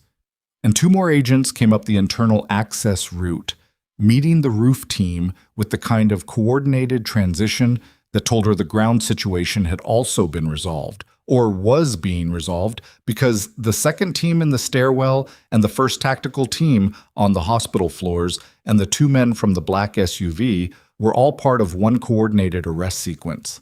She knew this because the lead agent, a woman in her late 40s who moved with the particular unhurried pace of someone who had made the calculation that speed was no longer the variable, came to her before going to anyone else. "Inspector Mack sends a message," the agent said. "What message?" She said the case designation you broadcast confirmed a parallel file she's been building for 8 months, and that without a physical evidence carrier, they had theory and circumstantial, and now they have a case. The agent looked at her steadily. She also said she knows who you are. The other file. Mara held the agent's gaze. She said to tell you that the extraction order is going to be part of the investigation, the agent said, and that the person who signed it is the 3rd signatory on the procurement contract. The flat gray sky over Brentford sat where it had been sitting. The HVAC units hummed. Somewhere below them, in the hospital she had been working in for 14 months, without knowing that the reason she was there had followed her there. People were being processed and documented, and the structure of a thing that had been hidden for 4 years was being brought into the light. She said, "How long before the name becomes public?" "Federal circuit filing within 72 hours. Grand jury is already seated on a related indictment. This evidence accelerates the timeline." The agent paused. "You're going to be asked to give a statement about your service record, about the contractor billing report you filed 4 years ago, about what happened today." "I know." Inspector Mack said you should know that your personnel file is going to be reviewed as part of the investigation, the modifications made to your service record. I know that too. She also said, the agent stopped, started again, in a slightly different register, less formal, more human. She said you've been living with a version of yourself that someone else wrote, and that's going to change. Mara looked across the rooftop at the HVAC unit, where the field medical team was stabilizing the man who was not Thomas Whitfield, who had carried a piece of paper in his body across a hospital floor and up 5 flights of stairs in a patient gown and a pair of acquired socks, and whose name she still did not know. "What's his name?" she said. "That one I actually can't tell you yet. But he's going to be all right." The agent looked toward the field medical team. "His surgeon is en route from the responding facility. The dressing work you did held the bleed to a manageable rate. He lost about 200 cubic centimeters more than optimal, but his pressure is holding." She glanced back at Mara. "You probably saved his life. Again, apparently." "Again?" He gave a preliminary statement on the way up. He said you made the call in the second-floor supply room that kept him from going into hemorrhagic shock. The agent's expression was professionally neutral, but something moved at the edge of it. He also said you didn't hesitate, that you just knew what to do. Mara didn't answer that. There wasn't an answer that would fit in this conversation, in this setting, in the particular shorthand of two people who had met 40 seconds ago and were having a conversation that was not really about nursing or about a dressing. Below them, in the hospital that was her hospital, in the only way places became yours, through work, through presence, through the 14 months of early stares and cold coffee, and Raymond Voss's gratitude and Bernadette Okafor's grandchildren, the situation was resolving in the organized, imperfect, documentation-heavy way that serious situations resolved in real life, which was not the way they resolved in any other kind of story. She went back down through the hatch. The 4th floor was crowded with federal agents and Brentford PD and 2 individuals from the hospital's administrative leadership who had arrived in the last half hour and were standing near the nurses' station with the particular expression of people who have been briefed on something that has happened in their building and are still working out the dimensions of it. Diana Foss was at the station. She looked up when Mara came off the stairwell. Neither of them said anything for a moment. "Voss is doing well, in case you were wondering," Diana said. "CCU had good things to say." "Good." Diana looked at her, looked at the federal agents in the corridor, looked at the tactical team being processed near the east stairwell by 2 officers who were logging equipment with the exhausted efficiency of people who have been doing this for 3 hours. "You want to tell me what happened today, or should I wait for the report?" "There's going to be a report," Mara said. "I'll tell you what I can when I can. The man in bed 3. Federal matter, witness, Hale. Arrested." She paused. "Cooperating, I think, to the extent he can." Diana absorbed this the way Diana absorbed most things, without visible disruption, filing it for later. "The agents have been asking about you. The senior one, Alvarez. She said you're not under any obligation to stay." "I know." She looked down the corridor. Marcus was at the far end, doing exactly what he had been doing when all of this started, which was escorting patients back to their rooms with the patient competence of someone who had decided that the way through an impossible shift was to keep doing the job. The patients were moving. The monitors were running. The 4th floor of Hartwell General Hospital was, remarkably, still a functional medical floor, which was either a testament to institutional resilience or to the specific stubbornness of people who had chosen this work and didn't stop doing it just because the context had become significantly more complicated than advertised. Bernadette Okafor was in her room. Mara stopped in the doorway. Bernadette looked up from whatever she'd been doing, her phone, something small and quiet, the kind of private thing people do in hospital rooms to remind themselves they have a life outside the building, and looked at Mara with the expression of a woman who had been through something today and was deciding how to account for it. "You all right?" Mara said. "I'm in a hospital bed waiting on a surgery consult that's been delayed twice," Bernadette said. "Today got significantly more dramatic than expected, but yes." A pause. "You?" "Working on it." "The young man, Marcus. He stayed with us the whole time, talked about his mother's cooking." Bernadette's face shifted into something warmer. "He's a good person." "He is." Mara said. I'll make sure someone tells him that. She went back to the station and wrote it in Marcus's shift log, which was not where that kind of note typically went, but she wrote it anyway. The senior FBI agent, Alvarez, found her at the station 20 minutes later with a tablet and a recording device and a face that was professional without being cold, which was the right calibration for this kind of interview. They went to the break room, which was empty, and Alvarez set the recorder on the table and looked at her. I need to go through today in sequence, Alvarez said. And then I need to ask you some questions about your service record and about the contractor billing report you filed approximately 4 years ago. All right. Before we start, Inspector Mack wanted me to make sure you know you have the right to have legal representation present. I know. And you're choosing to proceed without? Yes. She looked at the recorder. I've been waiting 4 years to say what I know out loud in a room where someone is writing it down.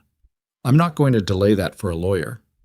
Alvarez looked at her for a moment with an expression that was not quite what Mara would have called admiration, but was adjacent to it in the way that one professional's recognition of another professional can look like admiration without being sentimental. Then she started the recorder. They went through it, all of it. The morning, the patient in bed 3, the cameras, Hale, the stairwell, the supply rooms, the decisions made and the reasoning behind them, and the outcomes of each. When they got to the part about the contractor billing report 4 years ago, Mara told it the same way she'd told everything else. In sequence, without editorializing, without the particular bitterness she had a right to and had been carrying in a locked drawer for so long that it had become part of the furniture of her interior life, so familiar she'd stopped noticing its weight. She noticed its weight now. It was less than it had been. Alvarez asked good questions. She had clearly read whatever file existed on Mara, the real one, not the modified service record, the one that existed somewhere underneath the administrative revision. And the questions she asked were the questions of someone who understood the specific nature of what had been done and wanted the record to reflect its full shape. They were 40 minutes into it when Alvarez's phone vibrated on the table. She glanced at it, then set it face down, then picked it up again, which told Mara it was something that required attention. "Excuse me a moment," Alvarez said. She stepped out.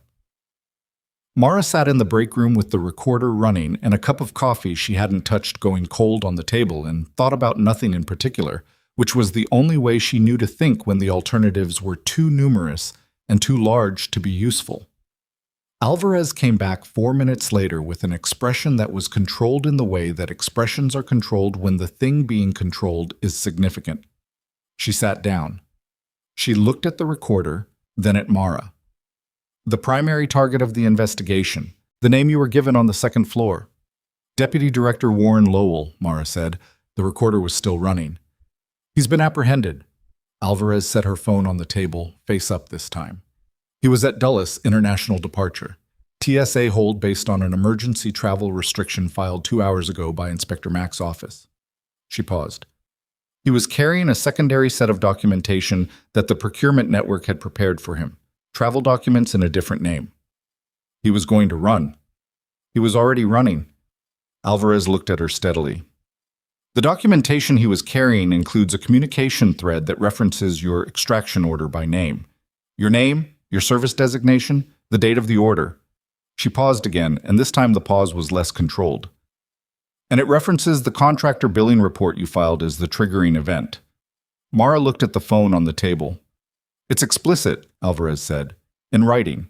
He identified you as a liability, and he authorized the modification of your service record and the termination of your career. Those are his words. Authorized the modification, terminated the career."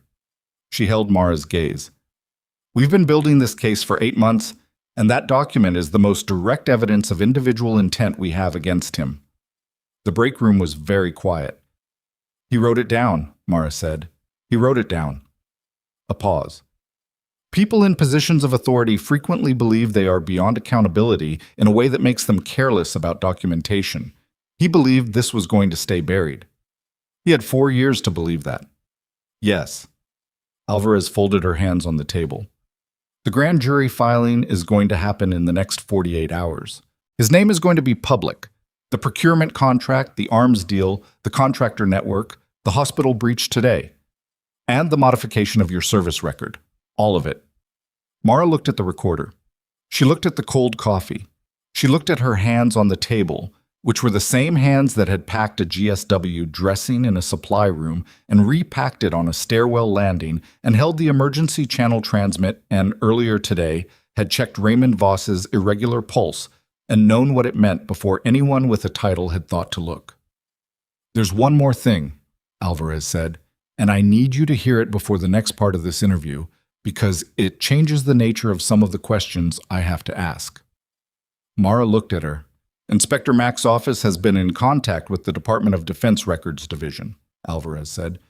"The modification to your service record, the reclassification of your extraction, the revision of your personnel file, has been flagged for formal reversal." She let that sit for a moment.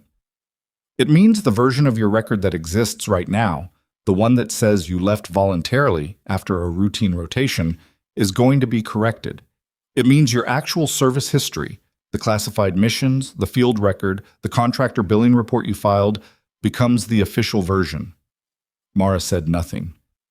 "It means," Alvarez said carefully, "that the last 4 years of your life were built on a document that someone falsified to protect themselves, and that document is now being corrected." She paused. "I don't know what that means to you specifically, but I thought you should hear it from a person rather than a filing." The break room hummed, fluorescent lights, the specific institutional sound of a building doing its ordinary work around an extraordinary day. Mara thought about 14 months of stairs and cold coffee and Hale's particular register of dismissal. She thought about the patients along the wall with their IV poles and their fear. She thought about the locked drawer and the weight she'd stopped noticing and how much lighter the drawer was now. "What are the next steps?" she said. Her voice was steady. "For the investigation." Alvarez held her gaze for a moment, and Mara thought the agent was going to say something that wasn't procedural, something human, something about what it meant to have this particular conversation in this particular place. And then Alvarez seemed to decide that Mara didn't need that and said instead, "Grand jury testimony will be scheduled. You'll receive formal notification within the week. Inspector Mack's office will be your primary contact. And the hospital. That's a separate matter. The administrative leadership has been briefed on Hale's role. The hospital's internal review process will run concurrent with the federal investigation." A pause. "I imagine there will be questions about staffing and leadership in the cardiac department." Mara nodded. "One more thing," Alvarez said. "The witness, the man from bed 3, he's been transferred to a federal medical facility. He's stable. His surgeon confirmed the evidence compartment was intact, and the chain of custody has been established." She looked at Mara. "He asked, before transfer, that I pass something along to you." "What?" Alvarez looked at her notes. He said, "Tell her the blue level clearance she had in the original file was never revoked. It was just buried. She should know that." Mara looked at the recorder. She thought about what that meant in practical terms. The specific clearance level, what it indicated about what she'd done and what she'd been and what had been done to that without her knowledge. And then she thought about the man in his patient gown and his carefully sourced socks and the corner of his mouth that had moved on the second-floor landing when she'd said, "That's an embarrassing place to die." And she found that the thing she felt about that was not the thing she would have predicted. She felt, unexpectedly, the particular relief of being seen accurately, of someone looking at the right file. She was about to speak when Alvarez's phone buzzed again. A different pattern, a short, urgent double pulse. And Alvarez looked at it and something shifted in her face in a way that snapped Mara's attention back to the present. "What is it?" Alvarez looked up from the phone slowly. The controlled expression was fully deployed now, which meant what was behind it was not small. "Lowell's travel documentation. The secondary set he was carrying." She paused. "Our forensics team has been going through it for the past hour. And there's a fourth signatory," Alvarez said. "On the procurement contract, someone we didn't have in the original case file." She held Mara's gaze. "It's a name connected to the hospital, not Hale, someone above Hale." Mara went very still. "It's a name connected to the administrative leadership," Alvarez said. Someone who has been in this building for the last 3 hours, in the vicinity of the federal interview process, with access to the statements being taken from the tactical team members. She set the phone down. Someone who may have heard enough of the last 3 hours to know exactly what evidence we have and what we don't. Mara thought about the 2 administrative leaders she'd seen at the nurses' station. She thought about which one had arrived first, and what angle they'd been standing at, and whether she'd clocked the specific quality of attention each of them had been paying to the federal agents moving through the 4th floor. She had. She knew which one it was before Alvarez said the name, and she knew that person had been standing 12 feet from the break room door for the last 20 minutes. The name Alvarez said was Richard Cobb. Mara had placed him in her mental file on his 3rd day at Hartwell General 14 months ago, when he had walked the 4th floor during a budget review and had looked at the nurses the way certain administrators looked at nurses. Not with hostility exactly, but with the particular blankness of a man who had categorized them as infrastructure rather than personnel. He was the chief operating officer. He had been with the hospital for 6 years. He had a handshake that lasted exactly the right amount of time, and a voice that never rose, and a habit of standing slightly closer to conversations than people found comfortable, which she had noted and filed and not thought about again until this moment. She looked at Alvarez. He's been in the hallway. Yes. For how long? At least 20 minutes, possibly longer. Alvarez's hand was already moving toward her radio. He may have... Don't use the radio, Mara said. Alvarez stopped. If he's been standing outside this door for 20 minutes, he's heard enough to know his name is on that document. Using the radio gives him the window between your transmission and your team's response. She looked at the door. He's not going to run. He doesn't have anywhere to go. The building is secured, the exits are monitored, but he might try to destroy something or contact someone, and either of those outcomes is worse than the next 30 seconds. Alvarez looked at the door, then at Mara. You want to walk out there. I want to walk out there, Mara said. A beat. You understand I can't authorize. I understand. She stood up. I'm a nurse going back to her floor. That's all I'm doing. She went to the door and opened it before Alvarez could finish the thought she was clearly having about liability and protocol, and the several ways this could go wrong. The hallway was the hallway it had always been. Linoleum and fluorescent light, and the particular institutional smell that she had stopped noticing sometime in the 2nd month and had noticed again today, sharply, the way you notice the smell of a place when you understand that it is yours in a way you hadn't before understood. Richard Cobb was standing 12 feet from the break room door with his hands in his pockets and his face arranged in the expression of a man who was deciding something. He was 61 years old, gray-suited, with the particular stillness of someone who had made a career out of not revealing what he was thinking, and had been doing it long enough that the stillness had become his default expression even when what he was thinking was significant. He looked at her when she came out. She stopped 2 feet from him and looked back. Mara, he said. The administrator's voice, calibrated, unhurried. Mr. Cobb. Quite a day. Yes. He was very still.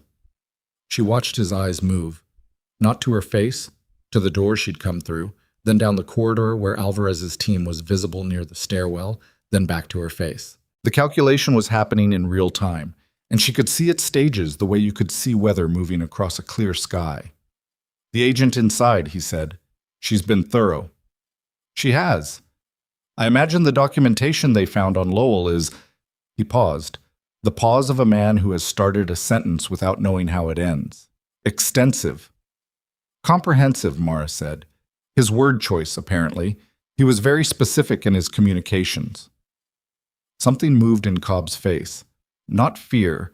Men like Cobb had processed past fear into something more functional.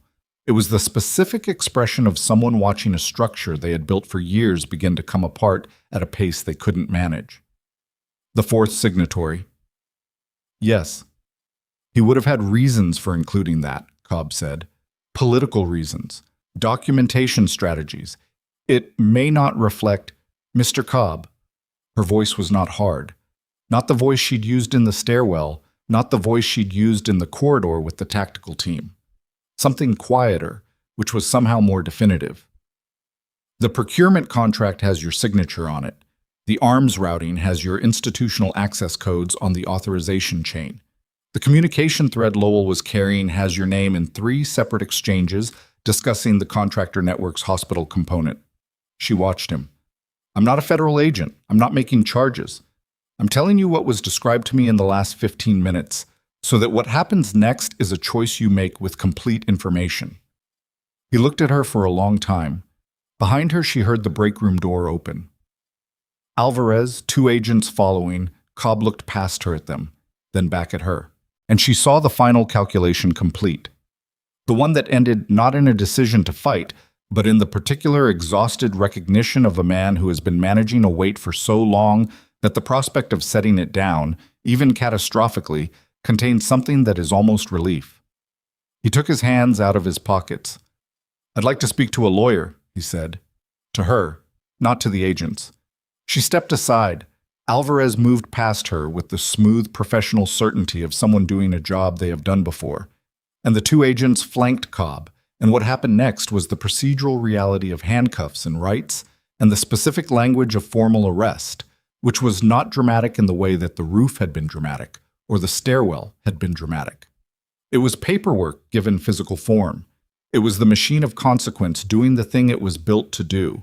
She watched it for a moment. Then she went to check on Bernadette Okafor's surgery consult, which had apparently finally been scheduled while all of this was happening, because the hospital floor had continued to function during its own crisis the way bodies continue to function through extraordinary stress. Imperfectly, at cost, but forward. The next 48 hours were the kind of hours that didn't have a shape while they were happening and only acquired one in retrospect. Cobb's arrest happened publicly, in the hospital corridor, witnessed by 3 nurses, 2 patients who were mobile enough to be in the hallway, and a dietary aide named Florencia who had been delivering meal trays and would, Mara later learned, describe what she'd seen with remarkable accuracy to a local news outlet that picked up the story within 12 hours. Hale was processed at the federal building downtown. The 4 members of the secondary tactical team who had come in through the loading dock were arrested in the basement by Devereaux's officers and transferred to federal custody before the end of the shift. The 2 men from the black SUV had been detained during the initial police response and were already in processing when the roof situation resolved. The first man, Reyes, had a fractured metacarpal, it turned out. Not from what she'd done in the corridor, from the stairwell during the subsequent police contact. She thought about that briefly and then stopped thinking about it because there was too much else to think about. The federal grand jury filing happened in 61 hours, not 72. Lowell's name went public via a Department of Justice press release at 6:17 in the morning on the 3rd day, which meant it hit the news cycle during the morning shows and had the specific saturation of a story that broke when people were already seated and attentive. Senate Confirmation Committee witness indicted on federal procurement fraud charges. Conspiracy. Evidence tampering. Witness intimidation. The last count, the one that referenced the modification of a service record belonging to a military trauma medic who had filed a contractor billing report 4 years ago, was not in the initial press release, but it was in the court filing, which became public record and which reporters found within the first hour. Her name was in the 4th paragraph. She read the filing on her phone in the break room at 7 in the morning on her regular shift, because she had come in for her regular shift, because her patients were her patients. And the morning briefing still happened, and Raymond Voss was in the CCU, and Bernadette Okafor had finally gotten her surgery consult and was scheduled for the following Tuesday. She read it with the same attention she gave everything she read, and then she put her phone in her pocket and went to check her assigned beds. Diana Foss found her in the medication room at 8:15. Diana had been charge nurse at Hartwell General for 22 years. She was not a woman who made large gestures or said things she hadn't thought about, and when she came into the medication room and stood beside Mara at the counter, she didn't say anything right away. She just stood there for a moment in the specific companionable silence of 2 people who have been working the same floor through an extraordinary thing and don't need to perform a response to it. The filing's public, Diana said finally. I know, I read it. The bit about the service record. Yes. Diana was quiet for another moment. I want to ask you something, and I want you to know I'm asking it as your charge nurse, not as... whatever else I might be asking it as. Okay? In 14 months, the things you noticed, the Voss situation, the medication discrepancy, and 7, all of it. Diana looked at the counter. Was any of that about more than nursing? Mara thought about that honestly, the way the question deserved. No, she said. When I'm on this floor, I'm on this floor. The other things, the building geometry, the camera locations, that's not something I can turn off. But the patients are the patients. That part was never divided. Diana nodded slowly. I thought so. She picked up the chart she'd brought in with her, looked at it, set it down. I want you to know I'm going to recommend you for charge consideration when this settles. I'm not asking if you want it. I'm telling you I'm going to recommend it. Mara looked at her. You're asking if I'm staying. I'm telling you I hope you're staying. Diana's voice was even, precise, stripped of sentiment without being cold. Because you're the best nurse on this floor, and I've known that since the 3rd week, and I should have said it more directly before a federal crisis made it undeniable. The medication room was small. The fluorescent light hummed. Somewhere down the corridor, a monitor alarm was cycling through its standard attention request pattern. Not urgent, just present, just the ongoing work of a floor that was doing its work. I'll think about it, Mara said. Diana nodded and went back to her charts. Mara thought about it for the rest of the shift. She thought about it in the way she thought about things when they were important. Not linearly, not with an agenda, but the way you think about something when you carry it with you through the ordinary motions of a day and let it find its own shape. She thought about it while she checked her patients and updated her charts and explained to Bernadette Okafor's daughter, who had come in from out of town, what Tuesday's procedure would involve and what the recovery looked like and what questions to have ready for the surgeon. She thought about the duffel bag under her bed, packed for 3 days, packed for 4 years, packed for the version of her life that was built on someone else's falsified document, the version where she was always one revelation away from having to leave, always keeping the exit visible, always maintaining the condition of impermanence that had seemed like practicality, and had actually been, she understood now, a form of grief she'd never named. The document was being corrected. The exit was still visible, because exits were always visible to her and always would be. But the reason she'd been watching it had changed. 2 weeks after the breach, Inspector General Investigator Brianne Mack came to Brentford. She was not what Mara had constructed from second-hand descriptions and phone call cadence. She was 52, compact, with the specific energy of someone who had been patient for a very long time and was now moving at the pace that patience had been preserving. She came to the hospital, not to the federal field office, and she asked to meet on the 4th floor, which Mara appreciated in the specific way you appreciate a detail that tells you something real about a person. They sat in the break room, same table, different morning. I've read your contractor billing report, Max said. The original one, from 4 years ago. Not the modified version. The original, which we recovered from a backup server that Lowell's network missed. She set a folder on the table. You identified a discrepancy in field resupply billing that was the thread that unraveled approximately $60 million in fraudulent procurement over a 3-year period. You filed it through proper channels. You were extracted from service 2 weeks later. Yes. I want you to understand the specific thing that report did, Max said. At the time, it didn't go anywhere, because the people who received it were part of the network you'd identified. But the report itself became a record. It existed. It had a timestamp. It had your designation on it. 8 months ago, when I started building this case from a different angle, I found it. Your report was the first concrete documentation that the network existed. She paused. The case that resulted in Lowell's indictment and Cobb's arrest, and the dismantling of a procurement fraud operation that spanned 3 federal agencies started with what you filed. Mara looked at the table. You didn't know that, Max said. No. I thought you should. She sat with that for a moment. The specific weight of it. Not vindication exactly, because vindication implied a verdict, and what she felt was something more complicated than a verdict. It was the feeling of a thing that had happened in one context being revealed to have had consequences in an entirely different one, Consequences she had not been present for and had not benefited from and had not even known were unfolding.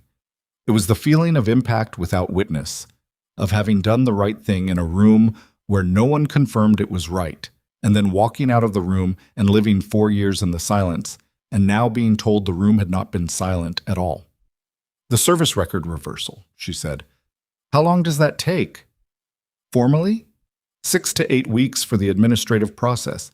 Practically, the DoD Records Division has already flagged the file for correction, and the clearance level has been restored in the active system.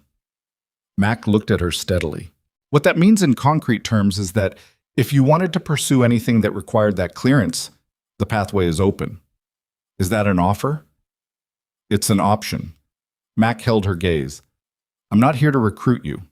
I'm here because you're owed a full accounting of what happened and what your actions produced, and you're owed it from a person, not a filing. A pause. But I also won't pretend that an investigator who does what you did in a hospital with no backup and incomplete information wouldn't be an asset to an oversight office that does this work every day.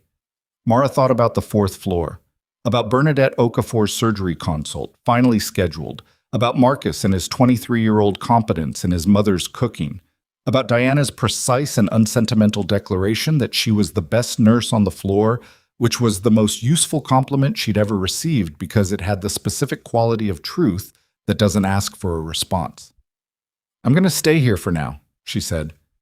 Mac nodded. No visible disappointment. The nod of someone who had expected that answer and found it correct. The offer has no expiration. I know. Mara looked at the folder on the table. Can I ask, the man from bed 3, what was his name? A pause. That one I can tell you now. Mac almost smiled. His name is Daniel Osei. He's going to make a full recovery. He's been debriefed and he's in a secured location pending testimony. She picked up the folder. He asked, through my office, whether you'd received his message. The clearance. Yes. Mac stood. He also said something that I was asked to relay verbatim. She checked her notes, which struck Mara as deliberate. The choice to have it written down, to deliver it accurately. He said, she didn't hesitate. Not once. Not in the supply room, not on the stairs, not on the roof. I've worked with trained operatives who hesitated more.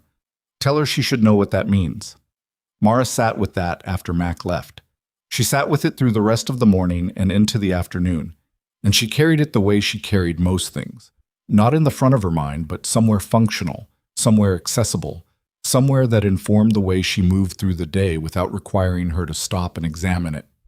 What it meant, she thought, was this: that she had always known what to do, that the 14 months of cold coffee and Hale's dismissals and the particular invisible tax of being precisely right while being categorically overlooked had not eroded the thing she actually was.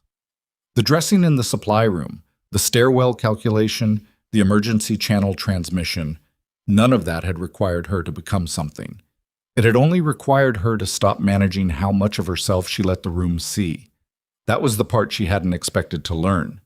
That the hiding had cost more than she'd known. That the weight of the packed duffel bag and the emergency exit always in her peripheral vision had been the weight of living as a reduced version of yourself in service of someone else's comfort. She didn't resent it. Resentment was a long commitment, and she had better things to do with the duration. The formal proceedings moved through the structure of federal law at the pace federal law moved, which was not fast but was thorough. Lowell's grand jury appearance resulted in indictment on 11 counts. Cobb's separate proceeding added 4 more to the collective case. Hale, who had chosen cooperation early and had been as useful to the investigation as cooperation could be, received a negotiated charge set that was still serious: conspiracy, facilitation, obstruction. But that reflected his role as a mid-level instrument rather than an architect. His medical license was suspended pending the outcome of the criminal proceeding. The Washington State Medical Commission opened its own review process, which ran parallel to the federal case and which the hospital's administrative board was required to cooperate with. The board convened a special session.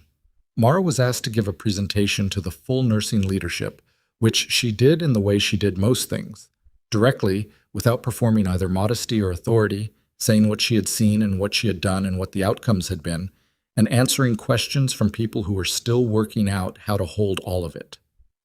The head of the board was a woman named Paulette Grange, who had been a practicing physician before moving into administration, and who had the specific quality of mind that comes from having done clinical work long enough to understand what it asks of people. Grange listened to the full presentation and then looked at Mara over the table and said, "What do you need? Not what do you want. What does this floor need, and what do you need to provide it?" It was the right question. It was possibly the first time in 14 months that question had been asked in that room with genuine intent behind it. Mara told her. Not all at once. Some of it took 3 weeks of follow-up conversations, and one written proposal that Diana helped her draft with the practical precision of a woman who had been asking for the same things for 22 years and had learned which arguments landed. But the core of it was clear. Nurses needed to be able to call clinical flags without requiring attending approval for urgent escalation. The building's security systems needed redundancy that didn't depend on a single access point. New staff needed an orientation that included the emergency communication system, the backup exchange line, and the facility's access codes relevant to their floor. These were not revolutionary demands. They were the demands of a person who had watched a system fail under stress and understood exactly which joints had given way. The board approved the escalation protocol within 6 weeks. The security redundancy was a longer process: budget, contractors, building compliance. But Grange committed to a timeline, and Mara held her to it. She didn't take the charge nurse position. Not then. She went back to her beds and her morning briefings and her cold coffee and the particular ongoing work of a floor that was full of people having the worst days of their lives, who needed someone to look at them and see them clearly. She was good at that. She had always been good at that. It was the original skill, the one that predated the combat training and the classified missions and the contractor billing report and all the rest of it. The capacity to walk into a room where someone was suffering and make them feel, for the duration of her presence, that their suffering had been correctly received by another human being. That was not a military skill. It was not an administrative skill. It was the specific skill of being present, of paying genuine attention, of caring what happened to people you had just met. It was the skill that had made her choose this work in the first place, before the army, before everything else, before the document that had been falsified and was now being corrected. She was thinking about this on a Thursday afternoon in the break room, 6 weeks after the breach, when Marcus came in for a cup of coffee and saw her sitting at the table with her phone and said, without any particular lead-up, "Did you see the news about Lowell?" "Which part?" "The resignation." He poured his coffee. Senate Confirmation Committee released a statement. Apparently 3 of the committee members who were going to vote to confirm him have issued statements saying they were misled about the nature of the investigation. He looked at his cup. One of them said the contractor network had provided financial support to their campaigns. "That's the part that takes longest," she said. "What do you mean?" "The network, the people around the main actors who were benefiting and believed they were insulated from it."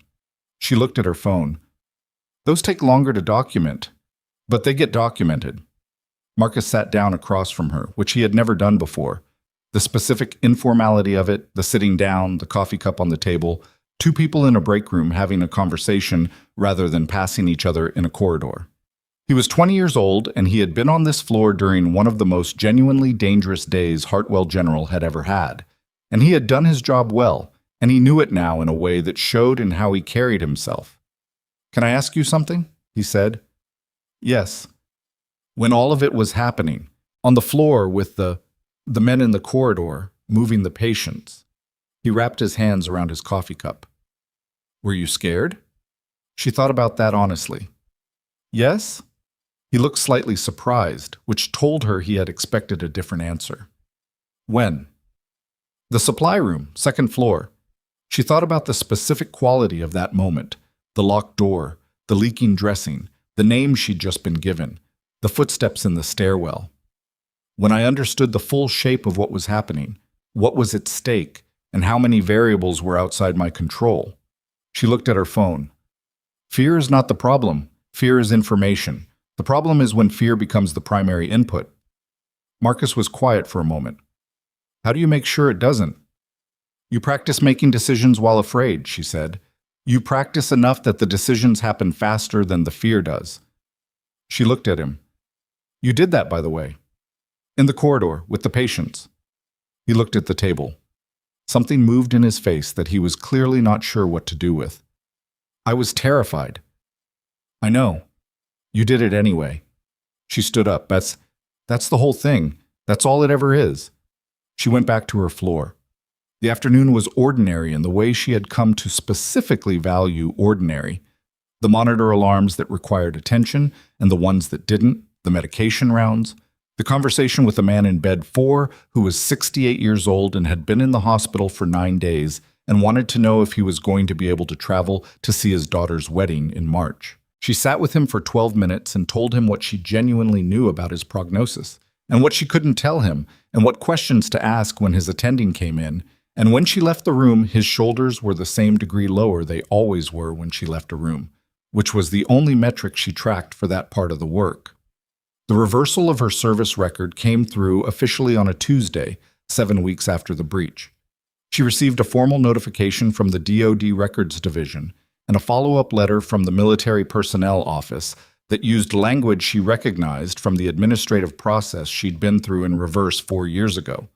The same procedural framework, running backward, correcting course.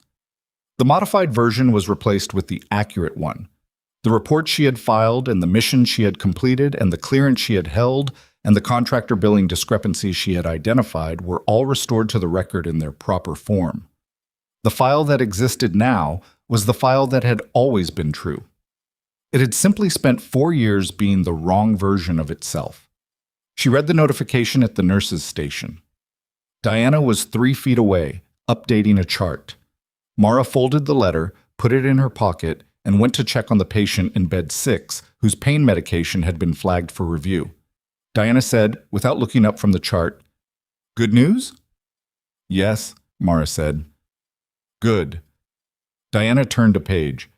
Bed 9 needs a repeat set of vitals. "I've got it," Mara said, and went. The thing that nobody who had been watching from the outside would have understood.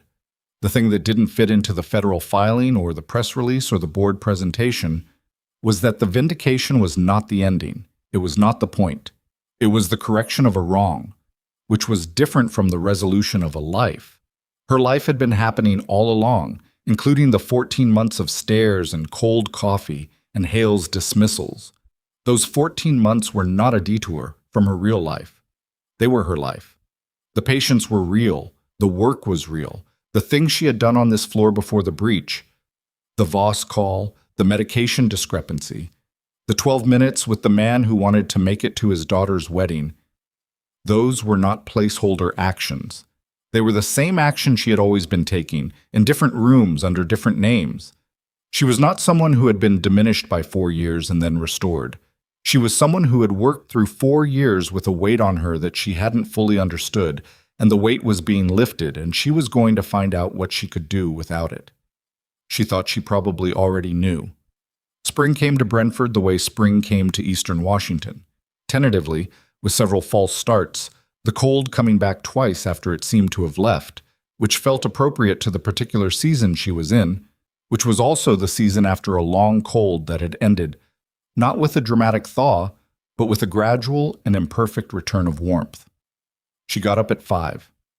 She walked the stairs. The left knee reported in, as it always did, and she acknowledged it, as she always did, and they continued. On the 4th floor of Hartwell General, in the first week of April, a new nurse named Soledad Varga made her first clinical flag on a patient whose readings were trending in a direction that warranted attention before the numbers became urgent.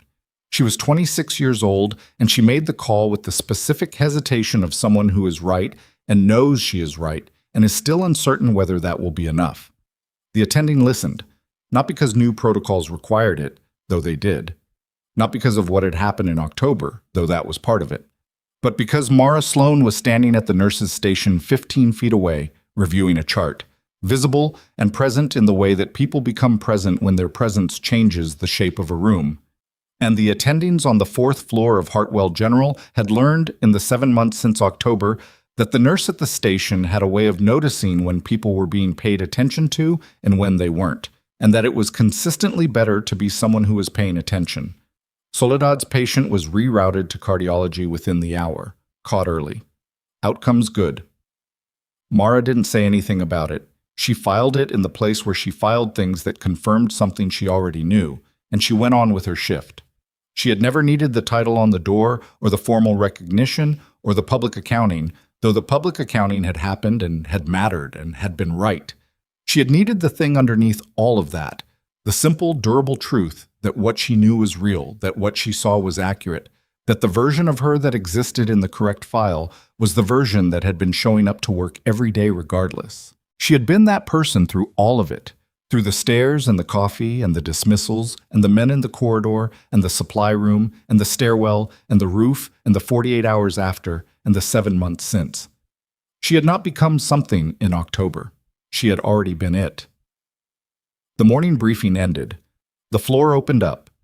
Her patients were her patients. She went to work.